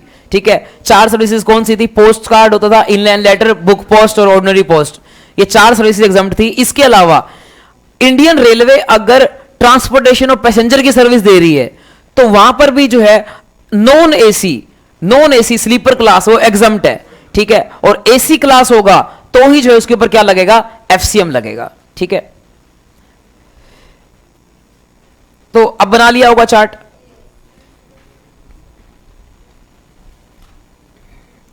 पूरा चार्ट एक बार किसी को देखना हो तो ये हो गया, दिखना भी चाहिए। ठीक है, हमारे ऑनलाइन वाले बच्चे तो पोज करके लिख सकते हैं ना, आराम से लिख लेंगे। तो अब जो है क्या कहते हैं अपन, हम बात कर रहे थे कि इनमें भी कुछ अभी गवर्नमेंट की एग्जम्पशन कुछ और बच गई हैं। जैसे कि एक एग्जम्पशन कौन सी बच गई है? वो बच गई है यहां पर डिपार्टमेंट ऑफ पोस्ट की। डिपार्टमेंट ऑफ पोस्ट के केस में, और डिपार्टमेंट ऑफ पोस्ट के केस में क्या कहते हैं अपना, आपको थोड़ी एग्जम्पशन मिल जाती है 4 सर्विसेज की, वो 4 सर्विसेज की एग्जम्पशन मिल जाती है। डिपार्टमेंट ऑफ पोस्ट के केस में 4 सर्विसेज एग्जम्प्ट हैं। तो ये जो है क्या कहते हैं, आप अपने आप वहां पे देख लेना 4 कौन सी थी। ऑल्दो मैं लिखवा सकता हूं बट हम अमेंडमेंट लेक्चर को जल्दी कंप्लीट करना चाहते हैं, ये रिवीजन लेक्चर नहीं है। ठीक है, इसके अलावा आपकी रेलवे की भी कुछ सर्विस एग्जम्प्ट हो जाएंगी। कौन सी? हाँ, अगर रेलवे जो है क्या कहते हैं अपना, रेलवे की भी अगर वो करेगी, ट्रांसपोर्ट की सर्विस देगी, ट्रांसपोर्ट ऑफ पैसेंजर, या फिर गुड्स में भी कुछ एग्जामिशन थी। डॉक्टर मोना के केस में एग्जामिशन थी, अगर न्यूज़पेपर वगैरह सप्लाई किया जाता है तो कुछ गुड्स और ट्रांसपोर्टेशन ऑफ पैसेंजर में सम एग्जामिशंस आर देयर, सम एग्जामिशंस वो एज इट इज कंटिन्यू करेंगी। वो आप एग्जामिशन चैप्टर देखना, और वो आप एग्जामिशन चैप्टर देखना। तो ये बात करा दी मैंने। अब ये हो गया आपका, हमारा रेलवे वाला कंप्लीट हो गया। अब चलते हैं अगली अमेंडमेंट की तरफ, जो कि है हमारी अमेंडमेंट नंबर कौन सी? 6। Amendment number 6। अमेंडमेंट नंबर 6 जो है वो है service of transportation of, service of transport of passenger through eco. हाँ, इसका भी चार्ट। अगर आप ईसीओ के थ्रू क्या करते हो, ट्रांसपोर्टेशन ऑफ पैसेंजर करते हो, हमेशा वहां पर क्या लगता था? 9(5). ईसीओ को टैक्स पे करना पड़ता था, हमेशा 9(5) लगता था। यहां अमेंडमेंट करके गवर्नमेंट ने क्या बोला, यहां अमेंडमेंट करके गवर्नमेंट ने 2 बातें अलग अलग कर दी। 2 बातें अलग अलग कौन सी कर दी? गवर्नमेंट कहती है अदर्स, अदर्स पे तो अभी भी जो है क्या कहते हैं 9(5) लगेगा, और वो हमेशा जो है क्या कहते हैं अपना ऑलवेज ईसीओ टैक्स पे करेगा। Always eco will pay tax, will pay tax. यहां तो हमेशा जो है अभी भी क्या लगेगा, अभी भी जो है अपना 9(5) लगेगा अंडर सेक्शन 9(5). कोई अमेंडमेंट नहीं है। अमेंडमेंट है left hand side. Left hand side government बोलती है कि अगर omnibus, by omnibus, omnibus government ने ओमनीबस को डिफाइन किया, कहती है जिसके अंदर ऐसी बस जिसमें 6 पैसेंजर से ज्यादा आते हैं। Omnibus greater than 6 passengers, mini bus type बोल सकते हो आप। तो हाँ, तो मिनी बस टाइप बोल सकते हो। अगर आप ओमनी बस की बात करेंगे, अगर आप ओमनी बस की बात करेंगे, अगर आप ओमनी बस की बात करेंगे तो उस केस में गवर्नमेंट कहती है, यानी कि आपने क्या किया, एक पैसेंजर ने क्या किया, हम जैसे लोगों ने क्या किया, ईसीओ के थ्रू ओमनी बस बुक कराई। अगर आप ईसीओ के थ्रू ओमनी बस बुक कराते हो तो उस केस में आरसीएम यानी कि 9(5) लगेगा नहीं लगेगा? तो ये कहते हैं 2 बातें होंगी। आपको क्या करना पड़ेगा, ये देखना पड़ेगा कि सप्लायर कंपनी है या कौन है। Supplier, if supplier is company, अगर सप्लायर कंपनी है तो उस केस में जो है लगेगा एफसीएम, सप्लायर पे करेगा टैक्स। और अगर सप्लायर कंपनी नहीं है अदरवाइज, तो यहां फिर 9(5) लग जाएगा, 9(5) लग जाएगा, ईसीओ विल पे टैक्स। तो मतलब क्या हुआ, पहले क्या होता था, पहले होता था अगर मैं क्या करता हूं, मैं अपना टैक्सी बुक कराता हूं किसके थ्रू, ईसीओ के थ्रू, तो हमेशा टैक्स कौन पे करता था, ईसीओ। टैक्सी ड्राइवर जो कि सप्लायर है वो कभी भी टैक्स पे नहीं करता था। अब क्या हुआ, अगर मैं ईसीओ के थ्रू टैक्सी बुक कराता हूं, कैब बुक कराता हूं, ऑटो बुक कराता हूं, तब तो कौन टैक्स पे करेगा, ईसीओ।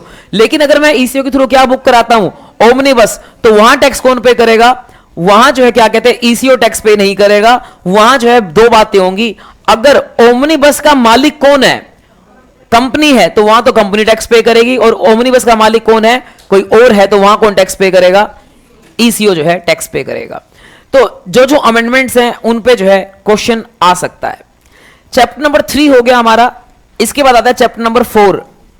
प्लेस ऑफ सप्लाई अभी नहीं करेंगे, एग्जामिशन करेंगे पहले। चैप्टर नंबर 5 एग्जामिशन इसलिए करेंगे क्योंकि एग्जामिशन हो चुका है, क्योंकि एग्जामिशन में ऑलरेडी अभी आपको बातों बातों में गवर्नमेंट की जो अमेंडमेंट कराई उसके साथ एग्जामिशन चैप्टर भी हो जाता है। सिर्फ दो चीजें और बचती हैं, दो अमेंडमेंट और बचती हैं। तो चैप्टर 5 है आपका एग्जामिशन।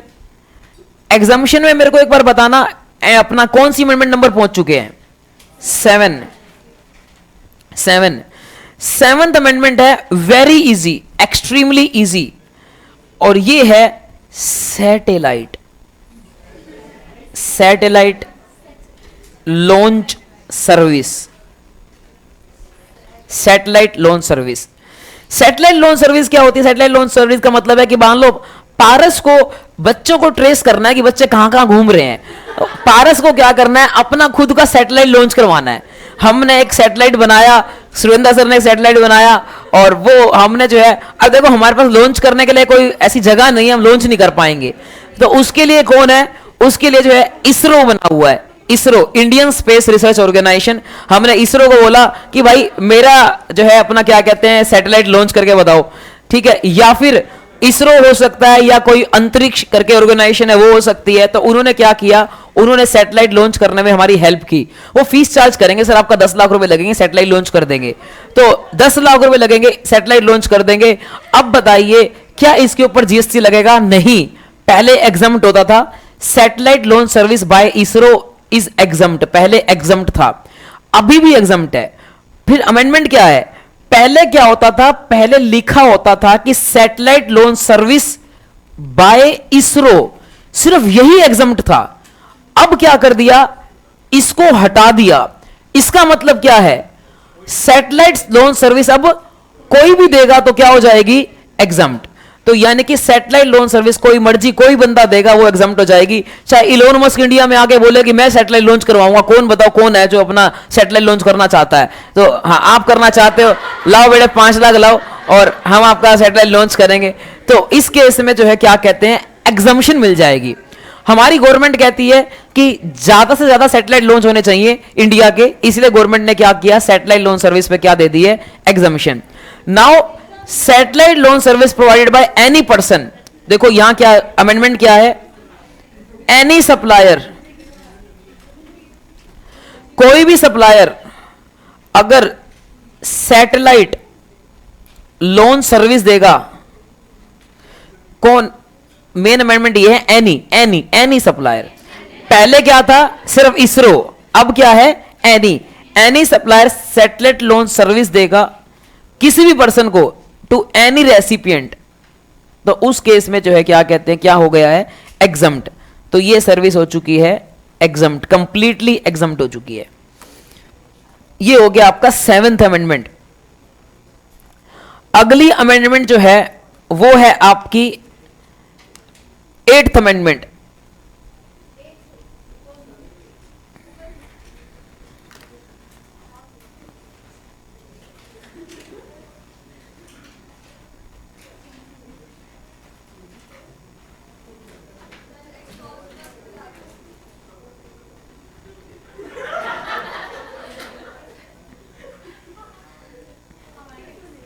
चले आगे, 8th पॉइंट वो है आपका, ये एक नई एग्जामिशन आई है, न्यू एग्जामिशन, ऑल्दो कोई ज्यादा खास नहीं है, काम की नहीं है, न्यू एग्जामिशन। क्या नई एग्जामिशन आई है, ये आई है, एनी सप्लायर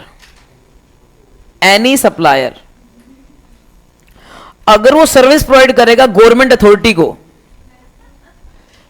गवर्नमेंट अथॉरिटी को अगर वो सर्विस प्रोवाइड करेगा,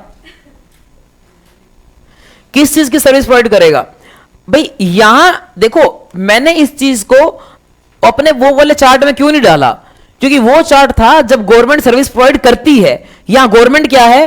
रेसिपिएंट। तो यहां गवर्नमेंट जो है रेसिपिएंट है। कोई भी सप्लायर अगर गवर्नमेंट की अथॉरिटी को क्या देगा, कोई सर्विस देगा, कौन सी सर्विस? सर्विस इन्होंने बताई है, 5 सर्विस बताई है बेटे।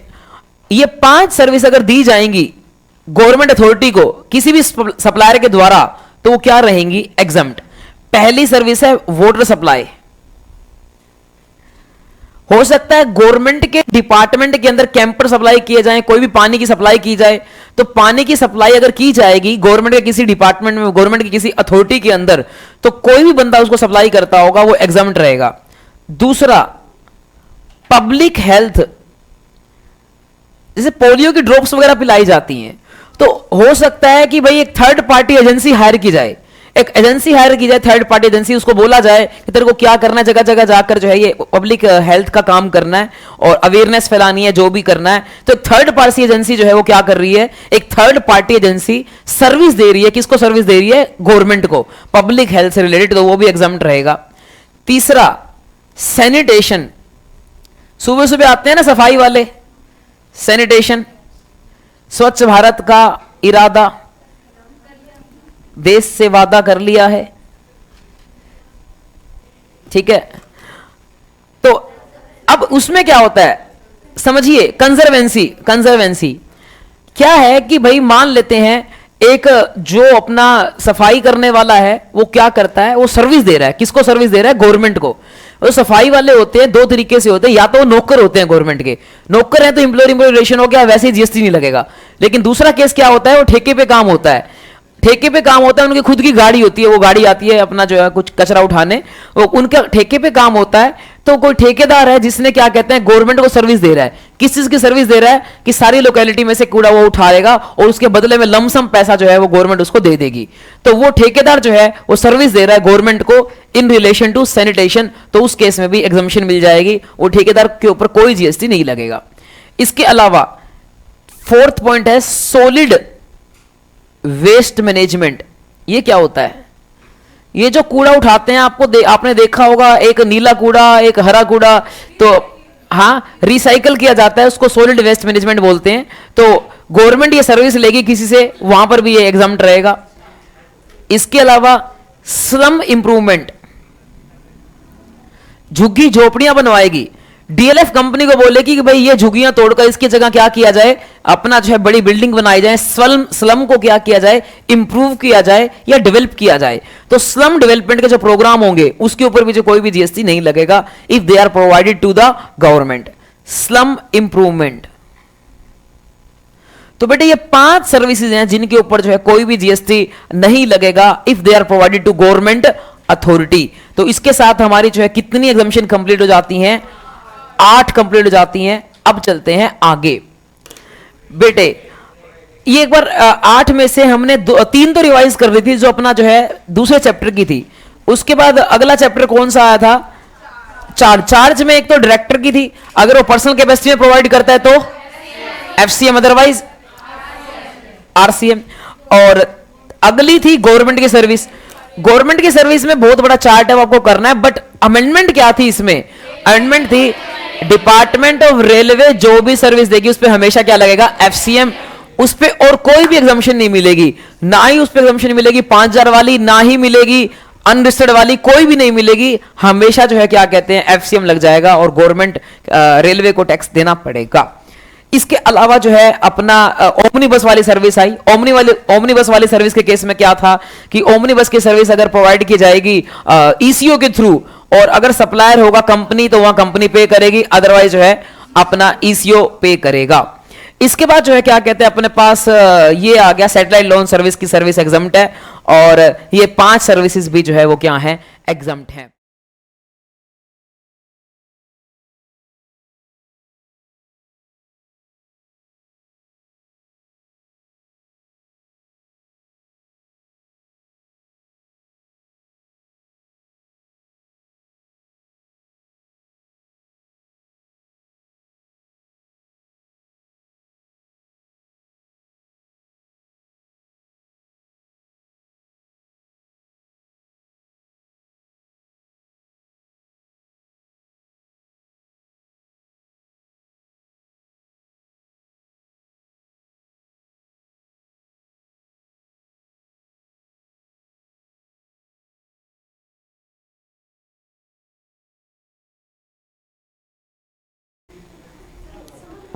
आप होमवर्क करके आना, केस स्टडी वाले जो एमसीक्यू थे ना आपके 5 तो कर लिए थे, बाकी भी कर लेना, क्योंकि अभी 1-2 दिन अमेंडमेंट चलेंगी। इतने आप क्या कर लो, इतने आप केस स्टडी वाले एमसीक्यू कर लो, अपना रिटर्न के एमसीक्यू कर लो, रिटर्न के क्वेश्चन कर लो। जैसे ही अमेंडमेंट खत्म हो तो सीधा आप डाउट लो और क्लासेस खत्म, इस तरीके से। और टाइम ऑफ सप्लाई अगला चैप्टर है। ऑल्दो आईसीआई ने इसको, इस अमेंडमेंट को वैल्यू ऑफ सप्लाई के अंदर दिया है, बट ये अमेंडमेंट है टाइम ऑफ सप्लाई की, तो मैं टाइम ऑफ सप्लाई लिखवाऊंगा। टाइम ऑफ सप्लाई के केस में क्या अमेंडमेंट आई है? टाइम ऑफ सप्लाई के केस में अमेंडमेंट क्या आई है, तो इधर आप जो है क्या कहते हैं अपना, इधर आप एरो निकालिए 3। तो टाइम ऑफ सप्लाई में क्या अमेंडमेंट है? सबसे पहले लिख रखा है स्पेसिफाइड एक्शनेबल क्लेम्स। ये वही है, स्पेसिफाइड एक्शनेबल क्लेम्स को आप जानते हो। स्पेसिफाइड एक्शनेबल क्लेम्स अभी मैंने आपको बताया था, वो कितने एक्शनेबल क्लेम होते हैं? 6। उनके केस में जो है क्या कहते हैं, क्या अमेंडमेंट है अभी बताता हूं मैं आपको। पहले बाकियों के केस में बताते हैं। एक होता है आपका कंपोजिशन डीलर, कंपोजिशन डीलर, और एक होते हैं अदर्स। तो पहले अदर्स के केस में बताओ, अदर्स के केस में टाइम ऑफ सप्लाई हम कैसे निकालते हैं? अदर्स के केस में हम टाइम ऑफ सप्लाई निकालते हैं 3 डेट में से अर्लियर। पहला होता है इनवॉइस की डेट, दूसरी होती है last date of issue of invoice, last date of invoice, ठीक है। तीसरी डेट कौन सी होती है? पेमेंट की डेट होती है, जो कि रेलेवेंट ही नहीं होती। नोटिफिकेशन नंबर 66/2017 ने बोला था कि भाई पेमेंट की डेट रेलेवेंट ही नहीं है गुड्स के केस में, आप इन दोनों में से जो है क्या करोगे, अर्लियर करोगे टाइम ऑफ सप्लाई निकालने के केस में। तो इन दोनों में से अर्लियर करना है आपको टाइम ऑफ सप्लाई के केस में। तो ये बात हो गई। अब बात आती है सर यहां पर अमेंडमेंट क्या है? अमेंडमेंट है कि हमने क्या किया, हमने जो है ये स्पेसिफाइड एक्शनेबल क्लेम्स को अलग कर दिया। स्पेसिफाइड एक्शनेबल क्लेम्स को अलग करके और कंपोजिशन डीलर को अलग करके हमने बोला इसके केस में हम कैसे निकालेंगे, इसके केस में हम टाइम ऑफ सप्लाई निकालेंगे वही सेम इनवॉइस और last date of issue of invoice, और तीसरी डेट कौन सी होती थी? Payment, whichever is earlier. Sir यहां पर पेमेंट की डेट भी देखी जाएगी, यस पेमेंट की डेट भी देखी जाएगी। ऑल्दो एक्शनेबल क्लेम्स भी क्या है, supply of goods, but still इसके अंदर कौन सी डेट देखी जाएगी? पेमेंट की डेट भी देखी जाएगी। पेमेंट की डेट भी यहां पर रेलेवेंट मानी जाएगी।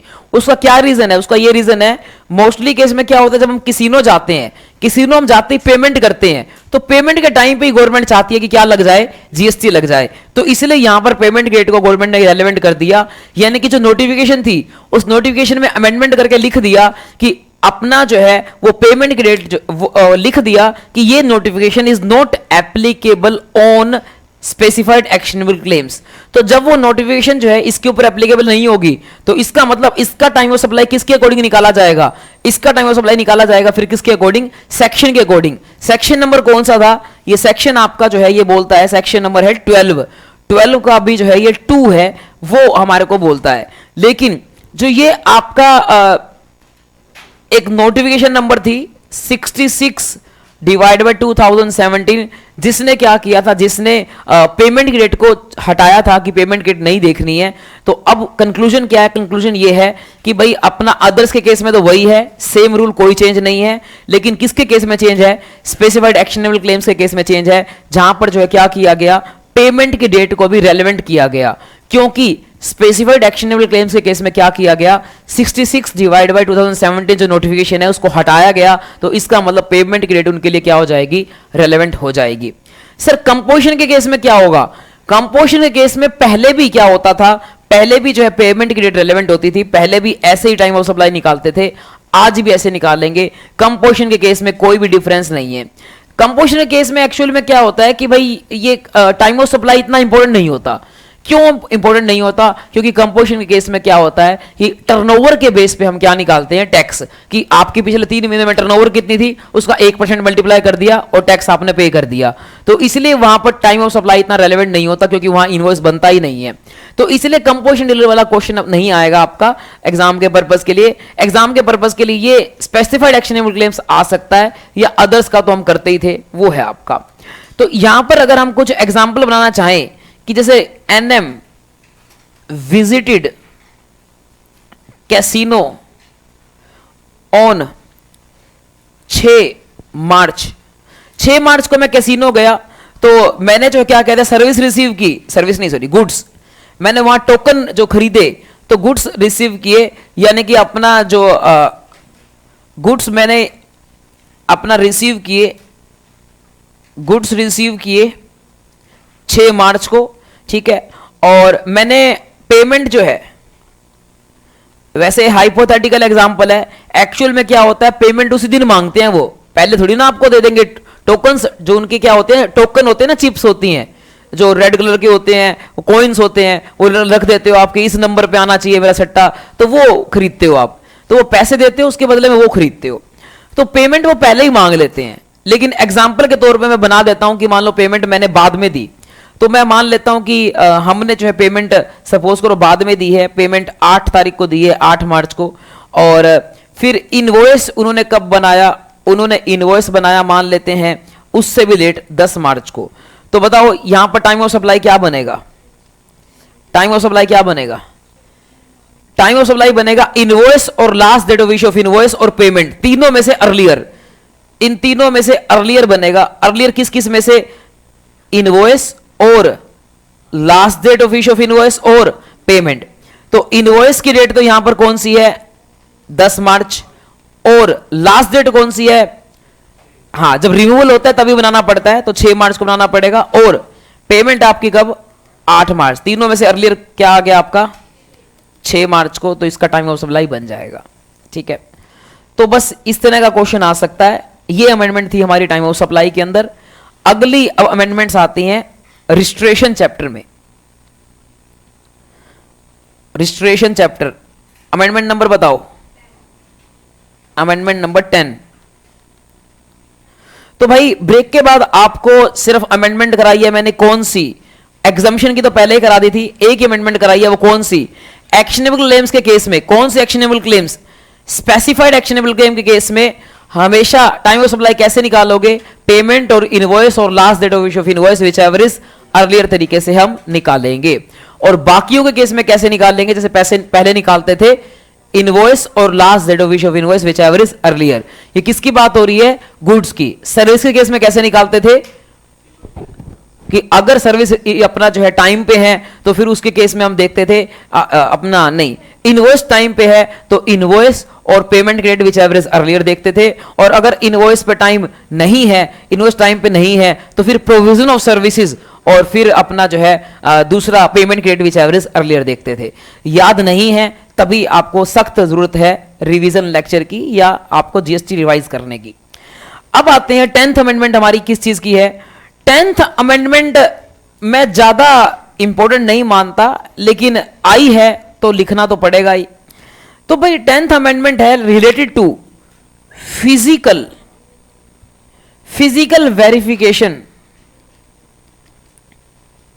Verification of place of business. POB का मतलब क्या है, प्लेस ऑफ बिजनेस। क्या मतलब है भाई, आपको अगर रजिस्ट्रेशन की प्रोसेस याद हो तो physical verification of place of business होता था। कैसे होता था, ये होता था before grant of RC. RC को मिलने से पहले, आरसी मतलब रजिस्ट्रेशन सर्टिफिकेट, जैसे तुम क्या भरते थे REG01, उसका एक पार्ट दो पार्ट भरते थे। अगर दोनों पार्ट भरने के बाद तुमने आधार ऑथेंटिकेशन किया तो फिर फिजिकल वेरिफिकेशन नहीं होता था, फिर आपका 7 दिन में आरसी आता था। और अगर तुमने आधार ऑथेंटिकेशन नहीं किया तो वो 30 दिन में आता था, और वो ऑफिसर जो है फिजिकल वेरिफिकेशन करने के लिए आता था। तो अगर फिजिकल वेरिफिकेशन करने के लिए आएगा तो उसका प्रोसेस चेंज किया गया है, वो हमें यहां पर सीखना है। दूसरी बात, तो वो अपना जो है आता था, और 2 केस और भी होते थे जब फिजिकल वेरिफिकेशन हो सकता था। वो 2 केस कौन से थे, रिस्क बेस्ड पैरामीटर के अंदर जो है पता लगता है कि भाई अपना जो है ये संदिग्ध है, ये गड़बड़ कर रहा है, तो उस केस में भी हो सकता है। और तीसरा, अगर मैं आधार ऑथेंटिकेशन फेल हो जाता है या मैं आधार ऑथेंटिकेशन से क्या करता हूं, ऑप्ट आउट करता हूं, तो भी जो है फिजिकल वेरिफिकेशन हो सकता है। और चौथा, अगर ऑफिसर चाहे तो भी वो फिजिकल वेरिफिकेशन कर सकता है। चाहे आधार ऑथेंटिकेशन है, फिर भी ऑफिसर चाहे तो क्या कर सकता है, फिजिकल वेरिफिकेशन कर सकता है। तो मैं ये सारी बातें तो पहले भी थी, इसमें कोई अमेंडमेंट नहीं है। तो ये वाली बातें एक बार लिखवा देता हूं कि क्वेश्चन आ सकता है, थियोरेटिकल क्वेश्चन, कि भाई अपना फिजिकल वेरिफिकेशन कब कब होता है।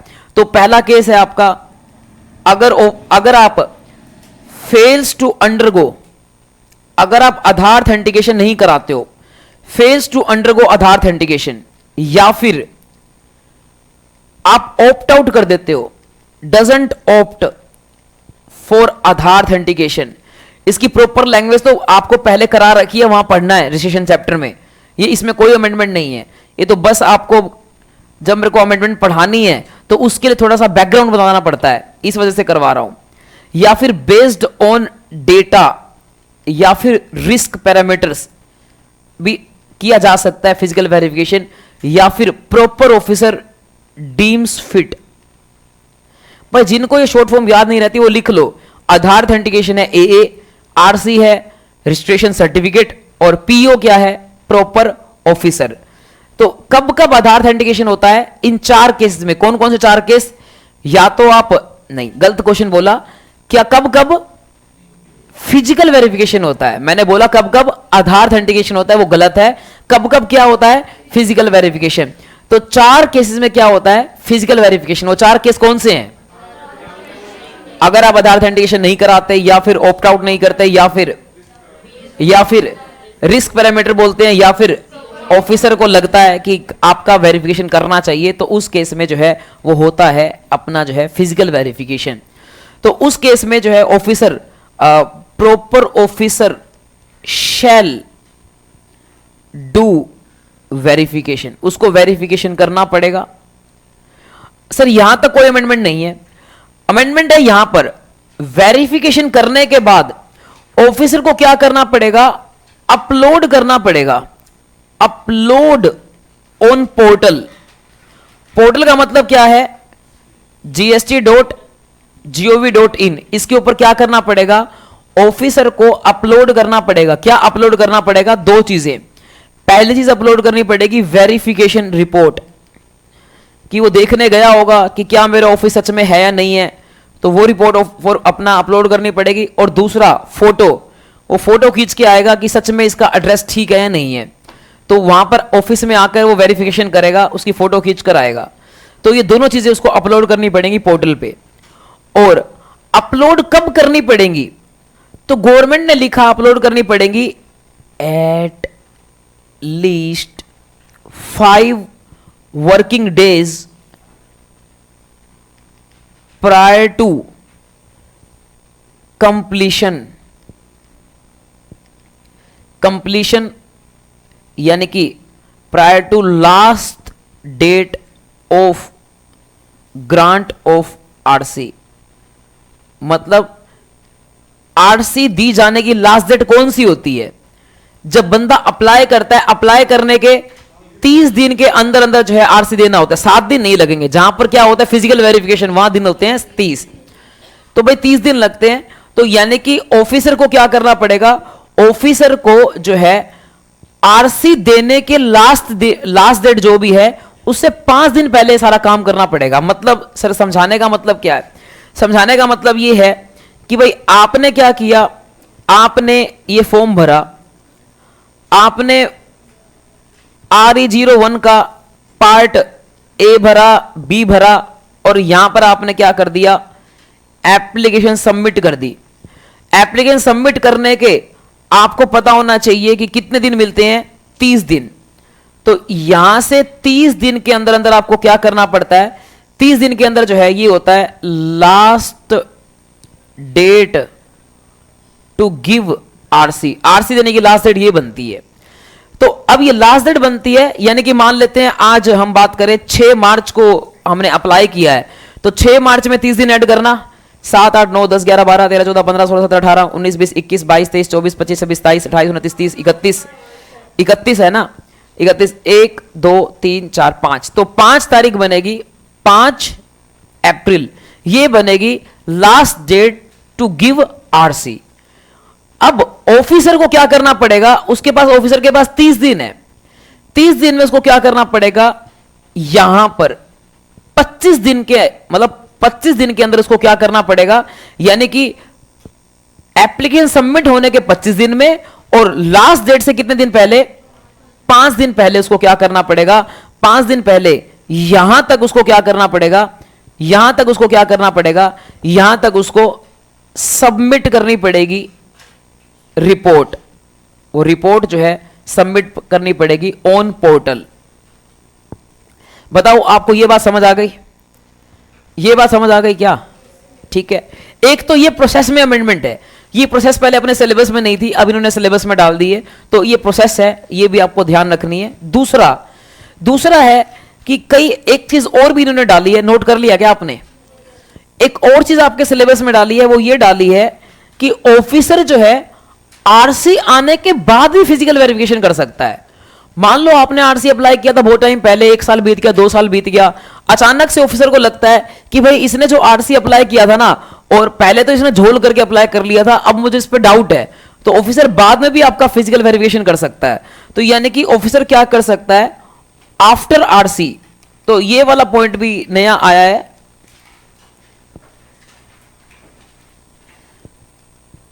आफ्टर आरसी भी जो है क्या कहते हैं, फिजिकल वेरिफिकेशन किया जा सकता है, बट जो है वो सेम प्रोसेस है, यहां पर लिख रखा है आफ्टर आरसी जो है फिजिकल वेरिफिकेशन कर सकते हैं, बट करना क्या पड़ेगा, अपलोड करना पड़ेगा। अपलोड, 2 चीजें अपलोड करनी पड़ेंगी ऑन पोर्टल। क्या क्या अपलोड करना पड़ेगा, वेरिफिकेशन रिपोर्ट, और क्या अपलोड करना पड़ेगा, सेकंड वेरिफिकेशन रिपोर्ट, और हाँ फोटो ये भी अपलोड करना पड़ेगा। ठीक है, कब अपलोड करना पड़ेगा, यहां वो नहीं है, आपने क्या बोला 5 days before last date of RC, ये बना ही नहीं सकते इसको, क्योंकि यहां तो आरसी पहले ही आ चुका कई साल पहले। यहां आपको करना पड़ेगा with in 15 working days from the verification. यहां पर है with in 15 working days, WD का मतलब है working days from verification. All तो मेरे को ज्यादा इंपॉर्टेंट नहीं लगती ये अमेंडमेंट, क्योंकि प्रोसीजरल है, बट स्टिल आईसीआई का यू नेवर नो, तो इसीलिए यू शुड डू। तो हमने जो है ये रिसेशन चैप्टर शुरू किया था, और इसमें हमने सीखा कि भाई आपका verification, physical verification of the place 2 तरीके से हो सकता है। 2 तरीके कौन से हैं? पहला तरीका बिफोर ग्रांट ऑफ आरसी, दूसरा आरसी के बाद। आरसी से पहले आपको करना है तो आप कर सकते हो, और वो 4 केस होंगे जब आप आरसी से पहले करोगे, या तो आपका डीम, आप खुद डीम फिट करते हो, या फिर आपका बायोमेट्रिक, जो बायोमेट्रिक कह रहा हूं, जो रिस्क बेस्ड पैरामीटर है उन्होंने बोला है, सॉफ्टवेयर ने बोला है, या फिर क्या कहते हैं अपना आधार ऑथेंटिकेशन नहीं हो पाया किसी भी वजह से, तो उस केस में आप जो है वेरिफिकेशन करोगे। वेरिफिकेशन करने के बाद अपलोड करनी है आपको रिपोर्ट वगैरह 5 वर्किंग डेज पहले। कहां से पहले? जहां से आरसी ग्रांट करने की लास्ट डेट है, कंप्लीशन की लास्ट डेट है, उससे पहले पहले आपको करना है। इसके अलावा अगर आप आरसी आने के बाद वेरिफिकेशन करना चाहते हो तो भी कर सकते हो, और उस केस में जो है क्या कहते हैं अपना, आपको क्या करना पड़ेगा, पोर्टल पे सब अपलोड करना पड़ेगा 15 वर्किंग डेज में। कहां से? वेरिफिकेशन कंप्लीट होने से। ठीक है, एक अमेंडमेंट और आई है, वो ये है, इन दोनों केसेस के अंदर there is no requirement of presence of applicant. यानी कि मान लो मैं जीएसटी नंबर अप्लाई कर रहा हूं, या मेरा जीएसटी नंबर है, तो फिजिकल वेरिफिकेशन करते टाइम जब ऑफिसर आएगा तो मेरा जरूरी नहीं है कि मैं वहां पर मौजूद हूं। ऑफिसर आएगा, अपने आप फोटो खींच के चला जाएगा। पहले क्या होता था? पहले ये होता था कि भाई लोग इधर उधर व्यस्त है, कोई बाहर गया हुआ है, तो फिर उस केस में क्या होता है कि ऑफिसर फोन करता है कि मैं आपका वेरिफिकेशन करने आना चाहता हूं, और वो क्या कहते हैं, वो कहता है मैं तो बाहर जा रहा हूं। हम तो वैसे ही डरते हैं कि कोई आए ना हमारे घर पे, तो इसीलिए जो है क्या कहते हैं, हम बहाने बना देते हैं कि हम तो बाहर गए हुए हैं। फिर बेचारा ऑफिसर की क्या होती थी, वेरिफिकेशन लेट होती रहती, तारीख पे तारीख। वो रोज फोन करता कि वेरिफिकेशन करने आना है, मैं बाहर गया हूं, आज मामा मर गया, आज वो फूफा हो गया। इस तरीके से हम बहाने बनाते थे। तो बेचारा ऑफिसर को 30 दिन मिले थे, 30 दिन में बेचारा कैसे करे? आप रोज बहाने बना रहे हो, कभी कहते हो बाहर गया हूं, कभी कहते हो ये है, कभी कहते हड़ताल है, कभी कहते हैं स्ट्राइक है, एक ही बात है वैसे तो मतलब ये सारे बहाने थे आपके। तो अब गवर्नमेंट ने बोल दिया कि ऑफिसर जो है क्या कहते हैं, आपकी वेट नहीं करेगा, ऑफिसर जाएगा, अपना वेरिफिकेशन करेगा, फोटो में खींचेगा, सेल्फी लेकर आ जाएगा। तो यहां पर देखो लिख रखा है, हाँ जी क्या, तो यहां पर लिख रखा है प्रेजेंस ऑफ एप्लीकेंट। एप्लीकेंट की वेरिफिकेशन क्या करनी है? वेरिफिकेशन करनी है प्लेस ऑफ बिजनेस की। ऑफिस होना, ऑफिस दिख जाएगा उसको, दिखता नहीं है क्या? बोर्ड टंगा होना चाहिए और ये पता लग जाएगा। कोई बंदा स्टाफ बैठा होगा, उसे पूछ लेगा भाई किसका ऑफिस है, कहीं ऐसा ना हो कि भाई ऑफिस किसी और का हो, आपने एड्रेस दे दिया हो, तो वो तो पता लग जाएगा ना। वो तो स्टाफ से आजू बाजू से पता करके पता लग जाएगा कि यहाँ सीए का ऑफिस है क्या, कौन बैठता है यहाँ पे। तो presence of applicant not required, ये जो है क्या कहते हैं, एक बड़ी अमेंडमेंट है या बड़ा रिलीफ दिया है गवर्नमेंट ने कि अब जो है लोगों को, एप्लीकेंट्स को होना जरूरी नहीं है। तो ये बात है आपकी। तो ये है हमारी अमेंडमेंट नंबर 1 इन रजिस्ट्रेशन चैप्टर, और अमेंडमेंट नंबर हो चुके हैं ये 10। तो अब करते हैं अमेंडमेंट नंबर 11, वो भी इसी चैप्टर से है। सबसे ज्यादा अमेंडमेंट हमारी इसी चैप्टर में आई है रजिस्ट्रेशन के अंदर। तो 11th अमेंडमेंट है, वो है आपकी, आपको मैंने ये बोला था आरसी के लिए जब अप्लाई करते हो तो उसके अंदर आपको क्या देना पड़ता है, अपने बैंक अकाउंट की डिटेल देनी पड़ती है, अगर आपके पास बैंक अकाउंट है तो। लेकिन आपकी नई फर्म है, आपके पास बैंक अकाउंट नहीं है, तो फिर आप आरसी के टाइम पे बैंक अकाउंट की डिटेल नहीं देते हो। तो बैंक अकाउंट की डिटेल फिर कब देनी होती है? सारे बच्चे भूल चुके हैं, जीएसटी का कुछ भी याद नहीं है। 45 days, you are very right. मैं तभी कहता था कि जरूर कुछ करेगा ये लड़का, लेकिन अभी तक करा नहीं है इसने, ठीक है। तो हम यहां पर पहले क्या था, पहले डेट थी एक, पहले डेट थी कि आरसी आने के, या तो आप क्या करो, आरसी जब अप्लाई कर रहे हो तभी आपको देना पड़ता है। जब REG01 फॉर्म भरोगे उसके पार्ट बी के अंदर अपना बैंक अकाउंट की डिटेल मांगता है। ये आज भी मैंने नए बैच को करवाया है, तो उनको पोर्टल पे लॉगिन करके दिखाया कि देखो यहां पर REG01 फॉर्म के अंदर पार्ट बी में ये सारी डिटेल मांगता है। तो बैंक अकाउंट की डिटेल जो है क्या कहते हैं, अपना मांगता है। तो बैंक अकाउंट की डिटेल मांगता है, और अगर मेरे पास बैंक अकाउंट की डिटेल नहीं है तो मैं क्या कर सकता हूं, बाद में भी जो है उसको दे सकता हूं, लेकिन अप टू लास्ट डेट कौन सी होगी? लास्ट डेट होती थी 45 days from the grant of registration और filing of your first return, जो कि होती है आपकी R1 या IFF, विच एवर इज आपका अर्लियर। इससे पहले पहले आपको जो है बैंक अकाउंट देना होता था, अदरवाइज आपका हम जो आरसी है वो ब्लॉक कर देंगे, फ्रीज कर देंगे, आप कोई एक्टिविटी नहीं कर पाओगे, सस्पेंड कर देंगे। अब ये वाली चीज जो है क्या कहते हैं, इसमें थोड़ा चेंज किया गया। गवर्नमेंट कहती है 45 दिन तो बहुत ज्यादा हो गए, इतने दिन क्या करोगे बेटा, 30 दिन बहुत हैं। तो गवर्नमेंट ने छोटी सी अमेंडमेंट की है कि 45 दिन की जगह क्या कर दिया, 30 दिन। बाकी की बातें सेम है, आपको ये लिमिट याद रखनी है क्योंकि MCQ आ सकता है, क्योंकि चेंज आया है इसमें। तो अब अपन लिखेंगे यहां पर किस चीज की अमेंडमेंट है, ये है bank account details to be furnished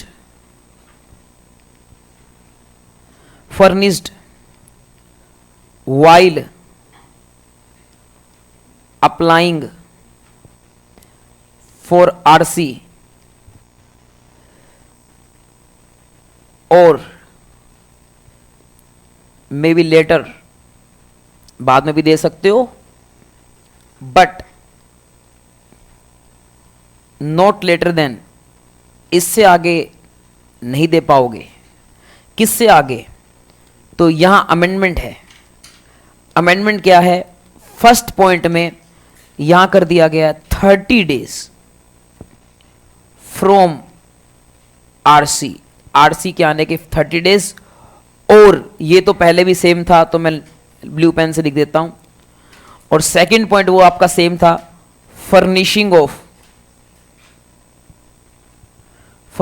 of R1 और IFF जो भी आपको भरनी है, इन दोनों में से कौन सी डेट अर्लियर। तो एग्जाम्पल के तौर पे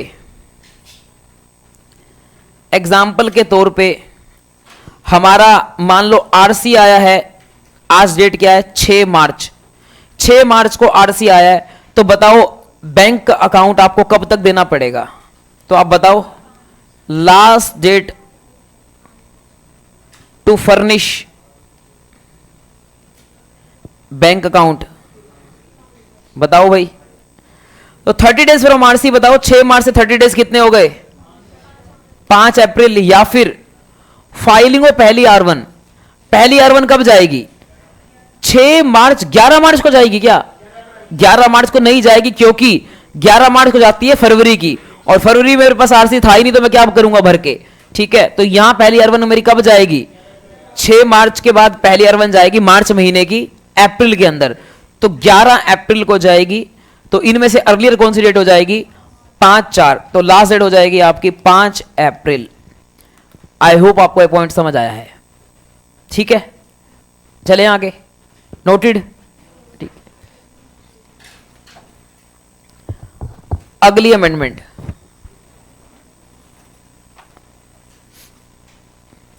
अगली अमेंडमेंट भी इसी बैंक अकाउंट वाले पॉइंट से रिलेटेड है। ये बैंक अकाउंट वाला पॉइंट 3-4 जगह आएगा, तो इससे रिलेटेड जगह जगह जो है इन्होंने अमेंडमेंट की है। तो ये अगली अमेंडमेंट आती है आपकी, अमेंडमेंट नंबर कौन सी है? ये 11 के बाद है 12। तो अमेंडमेंट नंबर 12 जो है उसमें क्या है? System based suspension of RC. ये है amendment, system based suspension of RC of those recipients या दोज रजिस्टर्ड पर्संस। एक्चुअली क्या है, ये पहले भी होता था, बट उसके पीछे लीगल बैकिंग नहीं थी, वो डाली गई है। अगर आप 45 डेज के अंदर बैंक अकाउंट अपलोड नहीं करोगे, तो वो पहले क्या करता था, आपका जो ऑनलाइन पोर्टल तो होता था ना, उसको फ्रीज कर देता था। आप उसमें कुछ एडिट नहीं कर पाते थे, कुछ चेंज नहीं कर पाते थे। तो प्रैक्टिकली हमने फेस किया है। तो ये पहले भी होता था, बस उसकी बैकिंग दी गई है। ये कहता है कि अगर तुमने क्या किया, अगर तुमने अब एक तो डेट घटा दी, कितने दिन कर दिए? 30 दिन। अगर तुमने 30 दिन के अंदर क्या नहीं दिया, बैंक अकाउंट नहीं दिया, तो हम क्या कर देंगे? तुम्हारा जीएसटी नंबर सस्पेंड कर देंगे। देखो, कैंसिलेशन अलग होता है, सस्पेंशन अलग होता है। कैंसिलेशन से पहले क्या होता है? सस्पेंशन। सस्पेंशन का मतलब होता है कि अभी कैंसिलेशन की प्रोसीडिंग चल रही है, उसकी प्रोसीडिंग चल रही है, लेकिन तुम्हें क्या कर दिया जाता है? एक बार के लिए सस्पेंड। यानी कि तुम जो है कोई इनवॉइस नहीं बना पाओगे, कुछ अपना R1 नहीं बना पाओगे, इस तरीके से हो जाएगा। हाँ, और अगर वो साबित हो जाता है तुम्हारा गुनाह, तो फिर वो सस्पेंशन किस में तब्दील कर दिया जाएगा? कैंसिलेशन में। और अगर वो गुनाह साबित नहीं होता, तो कैंसिलेशन को वापस से जो है क्या कर दिया जाएगा? मतलब कैंसिलेशन नहीं किया जाएगा, फिर सस्पेंशन को ही रिवोक कर दिया जाएगा, मतलब वापस के लिए ओपन हो जाएगा आपके लिए।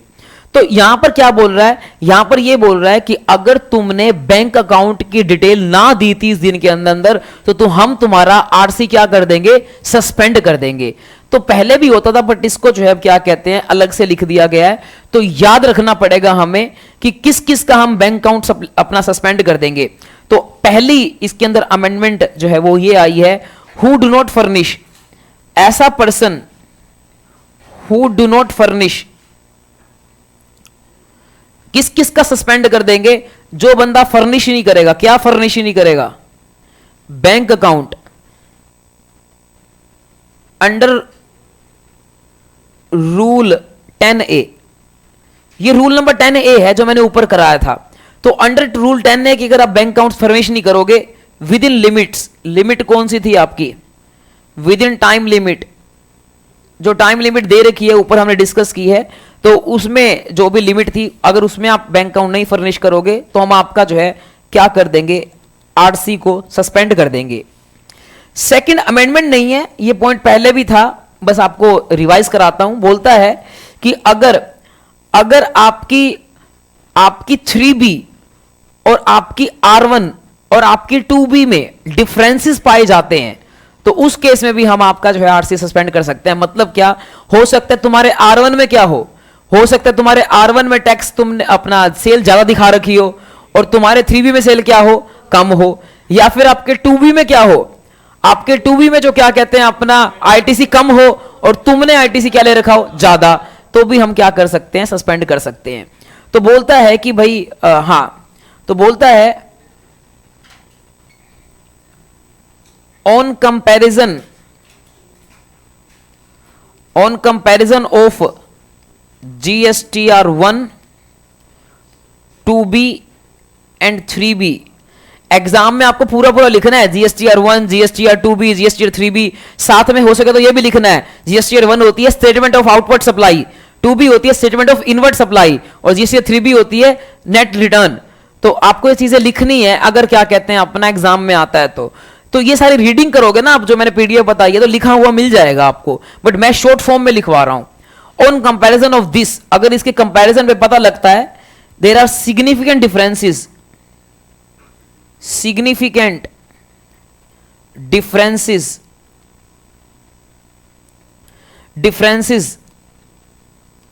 indicated indicating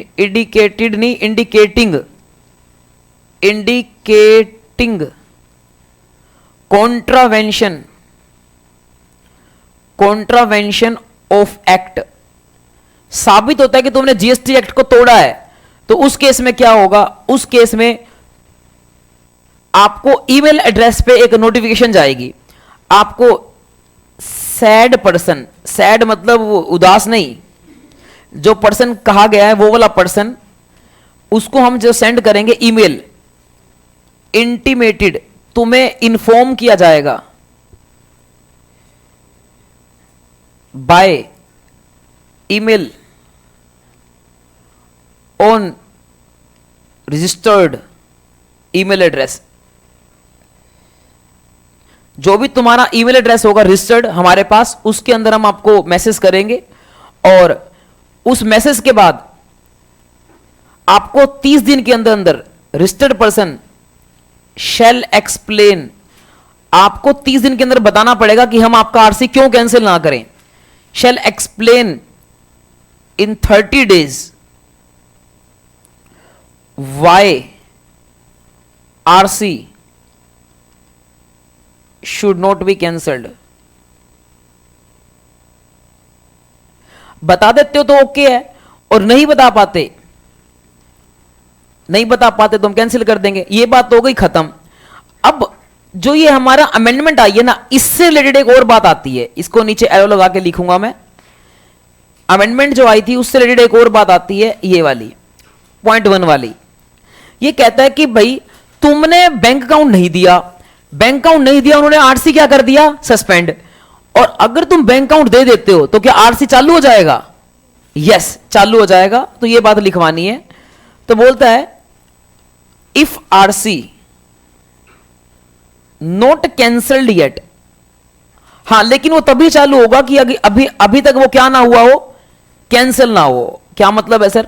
देखो तुमने क्या नहीं दिया, बैंक अकाउंट नहीं दिया, तो 30 दिन के अंदर बैंक अकाउंट नहीं है, तुम्हारा आरसी क्या कर दिया गया, सस्पेंड।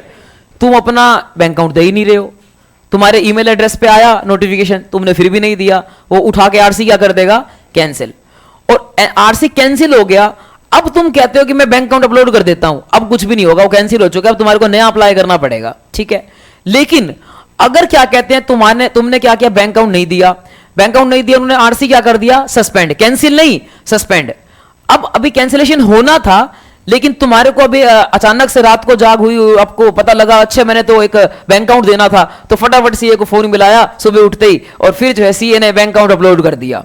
जैसे ही अपलोड किया, आपको क्या हो जाएगा, आपको जो है आपका आरसी वापस मिल जाएगा, वो आपको जो है वापस मिल जाएगा। तो इफ आरसी नॉट कैंसिल्ड, अगर अभी तक आरसी कैंसिल नहीं हुआ होगा yet, and registered person has complied, अगर अभी तक आरसी कैंसिल नहीं हुआ होगा और रजिस्टर्ड पर्सन कंप्लाई कर लेता है अंडर रूल 10A, और रूल 10A को कंप्लाई कर लेता है, कंप्लाई करने का मतलब है बैंक अकाउंट दे देता है, बैंक अकाउंट फर्निश कर देता है, तो उस केस में क्या होगा, आपका आरसी वापस आ जाएगा। Suspension of RC shall be revoked, shall be revoked। तो ये है बच्चों आपकी amendment number 12। You are under rule number 10A। तो भाई अमेंडमेंट नंबर 12 हो चुकी है। अमेंडमेंट बाकी की बातें तो कल करेंगे। अमेंडमेंट नंबर 12 में क्या बोलता है? अमेंडमेंट नंबर 12 में बोलता है कि अगर क्या कहते हैं हमने जो हमारा बैंक अकाउंट देने की लास्ट डेट थी 30 दिन, उसमें नहीं दिया तो क्या हो जाएगा? आपका आरसी सस्पेंड हो जाएगा, और सस्पेंड हो जाता है तो फिर आप कोई काम नहीं कर पाओगे। और अगर फिर आप क्या कर देते हो, बैंक अकाउंट फर्निश कर देते हो, चाहे टाइम लिमिट जा चुकी है, आप फर्निश कर दोगे तो आपका सस्पेंशन क्या हो जाएगा? खत्म हो जाएगा और आपका आरसी वापस से आ जाएगा। लेकिन अगर वो सस्पेंशन के बाद क्या हो चुका होगा? कैंसिल, फिर वो वापस नहीं आएगा। तो मिलेंगे आपसे नेक्स्ट क्लास में, बाकी की अमेंडमेंट्स नेक्स्ट क्लास में करेंगे और होपफुली इसको कंप्लीट करेंगे। आई थिंक हाफ हो गई हैं, आधी रहती हैं, तो कल हो जाएंगी कंप्लीट। Bye bye.